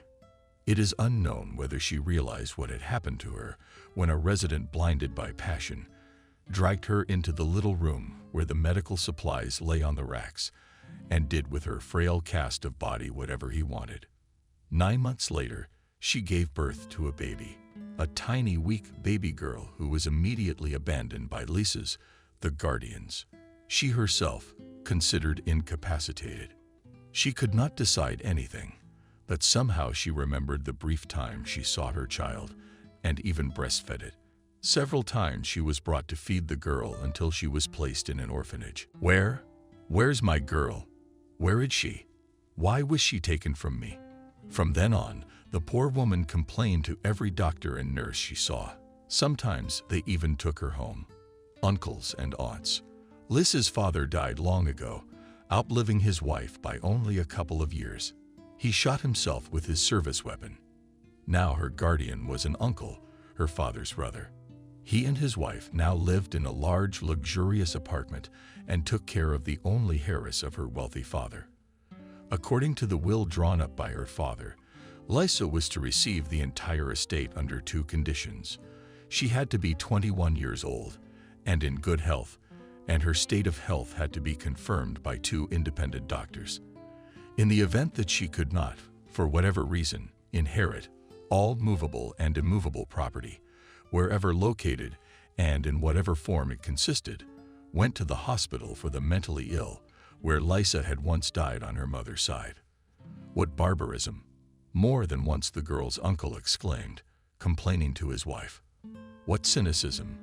How could the memory of our parents have been so desecrated? If he hadn't thought of his only brother, and the only normal relative, by the way, he would have thought of our honor, the honor of our family.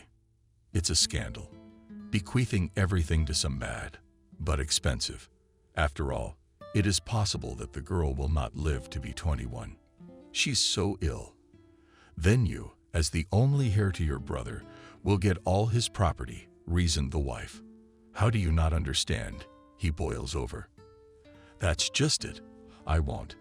This nasty will is designed so that either she or the madhouse can inherit everything. And me, I'm my parents' legitimate son. As much a son as he is. Think about it. I'm the only one who can inherit from her. I mean, if she inherits and then dies, yes, please. The property goes to me as her next of kin. And if he dies before the required age, or cannot accept the inheritance because of illness, I don't get a dime. The madhouse gets it. Oh, Lord, what's in it for me? Screamed the sufferer, and made his hands theatrically to the heavens. Why is fate so unfair to me? Unjust fate, joked to him.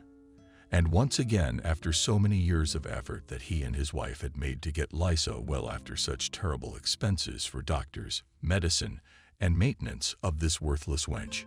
She also got pregnant and gave birth. What's that supposed to mean? The guardian in the office of the head doctor of the clinic yelled with rage. We trusted you with the most precious thing we have, our baby girl. And one of your employees wanted her, an unheard of, heinous crime. The doctor made as many excuses as he could, but nothing worked. Unfortunately, the unbelievable fact of the patient's pregnancy came to light quite late at such a late stage that it was impossible to get an abortion. In the end, the case was hushed up. The victims were well compensated. Lisa gave birth to a child who, contrary to her guardian's expectations, was born. He survived, even though he was born weak and small. Do you understand what this means? Again exclaimed, clasping his hands and pleasant uncle, turning to his wife. Now this, and he was pointing a thick finger at a small human bundle. This creature is her hair, is it not? Not me at all. Lord, what in heaven's name is going on? My wife was shaking her head. Somehow we must get rid of her. Exactly, to get rid of her, and immediately her husband assented. They signed the necessary papers and the baby. Lisa ended up in a baby house. Some months later, the girl was lucky.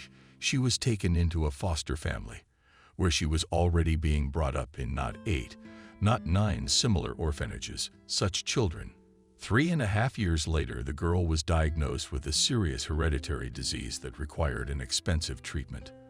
And the foster parents couldn't think of anything better to do than just throw the unwanted child out. True, before that they wanted to do something more humane and take the girl back to the orphanage. But they were told that all institutions were now full, and they needed to wait a little longer. The parents didn't want to wait for grief. It was uncomfortable. The little girl kept getting her bedclothes dirty, and she was crying loudly and talking quite badly, and it was impossible to understand why she was crying, or just had no time to figure it out. After all, they didn't take children into the family out of love. but for benefits. Not for that penny that the state pays all parents.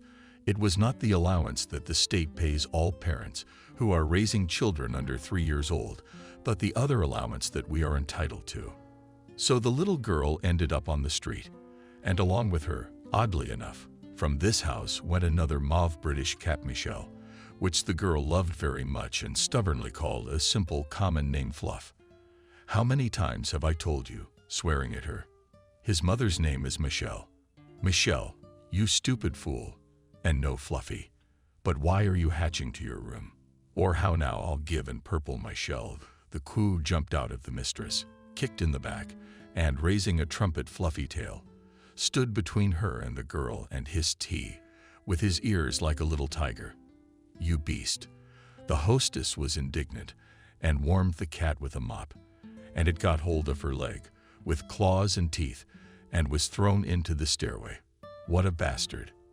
And he's a thoroughbred. How much money was spent on him? I can't imagine. Now let them go scavenging. A couple of days later, the brave little girl, who had dared to bring her pooch back to the garbage dump, found him on a walk. Now the two of them were thrown out together, not caring much about what or how the child would live. Social workers paid a visit to the foster family. About a month after that, one of the children was missing, and before her grandmother was sent to the village, the mother reported. The doctor prescribed fresh air and steamed milk. She will go for a walk there and come back. Where will she go? She's our cat. This kitty, after a month and a half of wandering, and picked up in a dusty park Jack and named his Molly. And the cat along with her. Around the same time, Lissa finally turned 21. Needless to say, her guardians did everything possible to get a concilium of 2 independent doctors, who were very well paid, to declare the girl completely healthy. In her new dress and neat hair, she sat in an armchair and smiled, as she was told to do by the chairs after a delicious cookie. And the notary who had been invited home was drawing up the necessary papers. Okay, well, sign right there. Yes, all right. You are now officially the heiress to all of your father's estate, and you have a certificate of inheritance. Congratulations. Continuing to smile a doll-like, strained smile, Lissa carefully accepted from the hands of a stranger. Pretty. A yellow leaf, and looked questioningly at her uncle. Like, well, did I do everything right? Yes, I congratulate you. Instead of an answer, my uncle said, and then took the beautiful paper and put it away somewhere. And what shall we do with it now? The wife asked the guardian in a disgruntled manner. As soon as the door closed behind the notary, it is unlikely that she is so impossibly healthy will be taken back to the asylum. Well, anything is possible for money, laughed my uncle, but I have a better idea. What is it? My wife wondered. Come into the kitchen, I'll tell you. And he led his wife away, leaving quiet and harmless Lissa in the company of the television and delicious cookies. At last, there was if not a break in business, then some respite, and Jack was able to attend to outside land matters. He took the papers, went to town, found a lawyer who had been recommended to him a long time ago, showed the papers. Complete nonsense, the lawyer summarized. He looked over the contracts with his eyes. How could so many people be tricked by such obvious violations at every step? I just cannot believe it. Of course, everywhere buying up land for a trifle, but it's still a trifle for the ordinary people is very tangible. And this is simply robbery. And I think so, agreed Jack. Would you take it upon yourself to expose this swindler? Sure, the lawyer nodded. There's fraud and forgery, and the use of one's official position for personal gain. In short, the bouquet is 10 years old, if not more. Fine, it's a deal, Jack decided, and left it to the attorneys. All the necessary materials stretched long months of investigation. The villagers were pulled out for interrogations one by one and in groups. The collective farm building was sealed. The activity was suspended. Nick, the chairman, was taken in handcuffs to the pretrial detention facility, where he has been safely for about 6 months. From time to time, Jack went to town on his own business and met with the bankruptcy trustee on this land. The parallel bankruptcy process had not been canceled. Creditors were just banging on the door of the administration building and calling the phones. What are the debts today? Assets? Jack would ask the trustee, and they'd have long conversations, poring over papers. When the trial of the former chairman was nearing its end, Jack announced to the family that he had a surprise for everyone. It concerns everyone in our village in general, he said at the family table. My father's birthday is coming up. His memorial. I didn't tell you it was our birthday, too. Jack was quiet, surprised by his own unexpected impromptu, and after listening to the joyful exclamations of his family, added, on Sunday, I will gather everyone together. There will be a cafe opening at the club. And that very announcement. Surprise. Jack, I'm worried, my mother said pitifully. What kind of surprise? Don't worry, Mom. The boy stroked her hand affectionately. The surprise is good. Everything will be fine. On the planned day, the club could barely accommodate all the people who came. First, there was the grand opening of the cafe in a brand new building on a nearby no man's land. Now there was enough place for everyone. You can come to us and just relax and rent a room for a banquet on any occasion, announced Jack, son. And for the wake too. Today is Memorial Day for my father, whom you all knew well. He was a wonderful man of pure soul. I am his son, of course, but I am far from him. However, I want to be worthy of my father's memory. So today I announce to you, dear neighbors, that from this day forward, all of us and I, and every one of you, even you womanizer, we have all become co-owners of a new agricultural production cooperative. It will now replace the old collective farm. Everyone gets back their land allotment, which was so unfairly taken from us. Now the land is shared again, but only this time. We are not employees of the nefarious backs of the chairman or the state, but equal shareholders. What a number. Wow. Really? Did they give the land back? Or did I hear something? Different voices came out. It's true. Here are all the documents. Come and get them one by one, said Jack. My God, what a joy. And who gave us all this? Grandma gave everyone a hard look. Who should we bow to? Obviously, who should we bow to? Alex, who was already in the know, answered her. Of course, our Jack was dealing with this problem. He bought the land from the creditors and divided it among them all. He bought the land from the creditors and divided it among them. He didn't forget anyone. The general jubilation, joy, relief of expressions of gratitude and appreciation that followed these events cannot even be described. Satisfied and slightly embarrassed, Jack stood surrounded by his fellow villagers. He accepted congratulations, answered questions, smiled, laughed, and rejoiced with all. Then there was a gala dinner at the expense of the new establishment and dancing. They went home in the early morning, gawking and shielding their tired eyes from the bright light of the nascent dawn with the palm of their hand. A few days later, Jack was driving back from his sister's house in the neighboring village. As he drove past the pond, he noticed a small group of people nearby by the river from afar. They looked like strangers to him. An elderly man and woman were standing next to a young, frail girl on old, broken bridges. Jack was about to stop and warned the newcomers that it was dangerous to be here.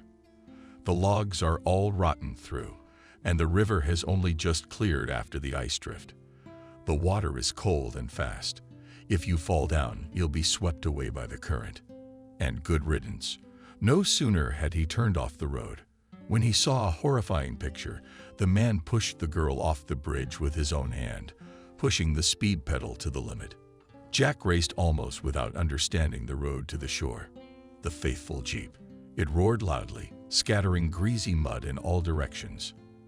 Driving up close to the scene, and out of the corner of his eye, noticing the faces of the strange couple, Jack jumped out of the car and threw himself into the water without hesitation. Another minute. The icy jets burned like fire in head and pounded, but the girl was still nowhere to be found. Squinting and gaining more air, Jack dove in, opened his eyes underwater, and saw a dark spot rippling very close.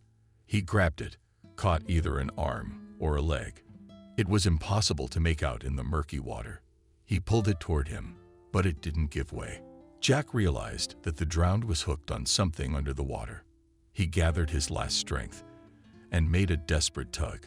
The fabric cracked and gave way. The heavy, wet body dragged his hands away, but he dived to the surface after all. Fortunately, it wasn't too deep near the shore. Here, if a little farther away, had managed to carry or not caught it, baring his teeth. He got out with his terribly heavy burden of water, put the wet, breathless body on the back seat, and began to make artificial respiration. After a minute drowned, took a deep breath with a gasp. The water came out of her lungs, and she breathed on her own. Then Jack started the engine and drove off at breakneck speed, swiftly away from the river bank toward the nearest paramedic station. Hurry up and help. All wet, wearing sneakers and blind clothes with a girl in his arms, he rushed inside. My God! Everyone ran and hustled, bringing alcohol, towels, hot water, something else. Jack sank down on the couch without energy and rested his head. He wanted to sleep badly. Get up. He heard how through sleep he was stripped, wiped, dressed in dry clothes, given alcohol to drink. Then something else hot laid him on a hospital bed, and immediately the healer fell into a dreamless sleep. Where is she alive? Waking up, the first thing Jack asked. Alive, lying still. The nurse answered. The doctor will come and take a look at you. They were discharged at the same time. Jack got off with bronchitis, but for some reason he had a broken rib when he hit the water. That happens sometimes, the doctor said. And the girl suffered much more. Bilateral pneumonia, shock, and complete memory loss. She spoke little and only smiled at everyone with a calm, unearthly smile. The perpetrator who threw her into the water. They apprehended him at once. He didn't even try to run away. He himself was shocked to find such a tough rescuer in what seemed to him to be a deserted place. The police identified all three and quickly unraveled the chain of events that had brought them to this area. They hoped to get away with it here. To that end, they rented a house nearby, ostensibly so that she could live outdoors in the spring and summer. The investigator told Jack. They thought they would be able to kill her in a place where there was not a soul. And then they would say that she had fallen into the water or down a hill into a ravine by herself. But that's not the way the dark sea turned out, Jack said. What kind of scoundrels are they? To kill an innocent man for the sake of money for very big ones, clarified the investigator. Very big. Believe me, that often more often than you think.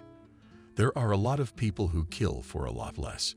Jack came to visit the sick woman when she had already been discharged because she was obviously not able to live on her own. And her relatives turned out to be criminals.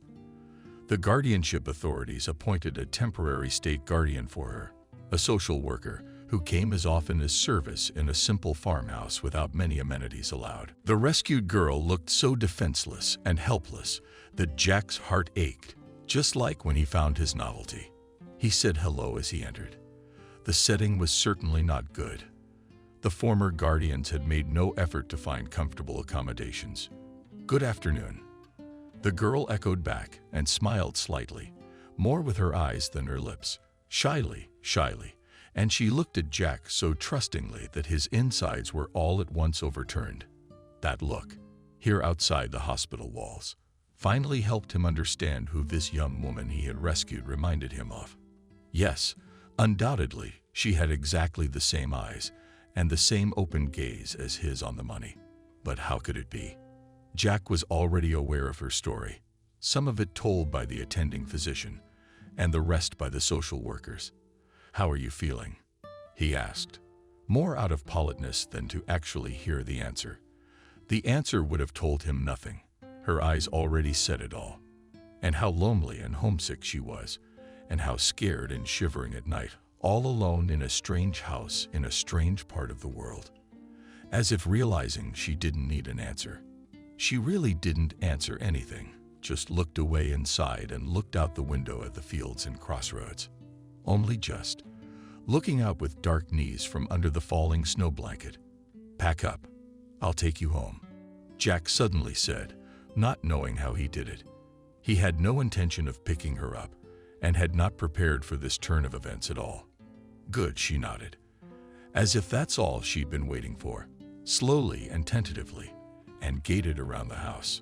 Put some things in her bag. "Let's go." Trustingly, she asked Jack and held out her hand to him, exactly like a child. First, he brought her back to her home, expected to go to the doctor the next day, then to the child welfare office to talk about everything, and then to take her back to the city. Daddy flew out to meet them, Molly, and stopped. Surprised and unexpected guests. "Who is Daddy?" she asked her father, stepping closer and clinging to his hand, half hiding behind him just in case. "This is Liza. She's staying with us tonight, and tomorrow I'm taking her home." As he said these words, he turned his gaze to the girl. She stood pale and dazed, and gazed at the new-looking girl's face as if she had suddenly seen a ghost before her. At last, she spoke in a tone that was too calm and detached. "It's a pretty one. I had a little girl too, and then she was taken away." "You had a little girl?" Jack wondered. No one had ever told him about such a fact in his biography. He thought she had spent her entire short life in a clinic under house arrest, the attending physician at the hospital in the district center, after looking at her medical history, and then, after talking to the patient herself, for a long time frowned at her pupils, felt her pulse, and beat a hammer for generations, and for 5 topics, and then he called in a psychiatrist for a consultation. The patient, of course, had spent most of her life with the diagnosis, said the latter also examined Lisa comprehensively. "But I don't see any clinical signs of a real mental disorder. It looks more like some kind of long-standing psychological trauma, an incurable shock, plus a prolonged intake of specific medications and a negative environment." Jack, having spoken to Lisa back in the hospital, for his part, didn't find her to look like a lunatic either. Yes, she was completely unfamiliar with real life, and her behavior was strange, and the way she communicated, stilted and inhibited. But when she smiled, happy about something, the girl's face glowed with such warmth, and such real live emotions, and curiosity lit up her eyes, that there was no doubt. She was not crazy at all, just an unfortunate victim of circumstance. At Jack's house, she was surrounded by attention and care. Her mother gave her homemade goodies. Alex brought her a warm vest. He was horrified by her thinness and blueness. "Really?" As from Buchenwald, he said disapprovingly, shaking his head. What had the girl been reduced to?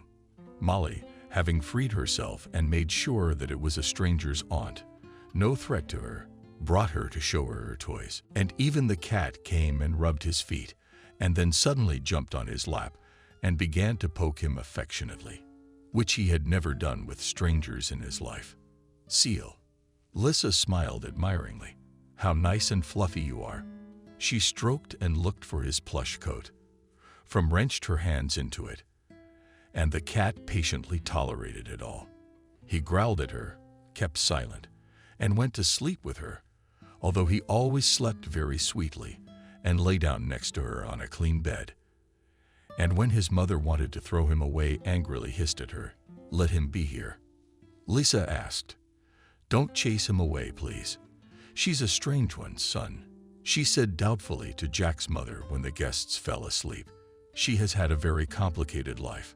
Mother answered her son and told her the whole story. Lord, and how the earth carries such heroes. The mother was cross when he finished his story. What was she going to do now, alone, without her family, without support? Someone will hurt her again. With that kind of money, there'll be plenty of hunters. "That's what I think," Jack sighed. "We'd better help her somehow." "But how?" "Maybe she could stay with us for a while," Adrina suddenly suggested. "I would teach her everything.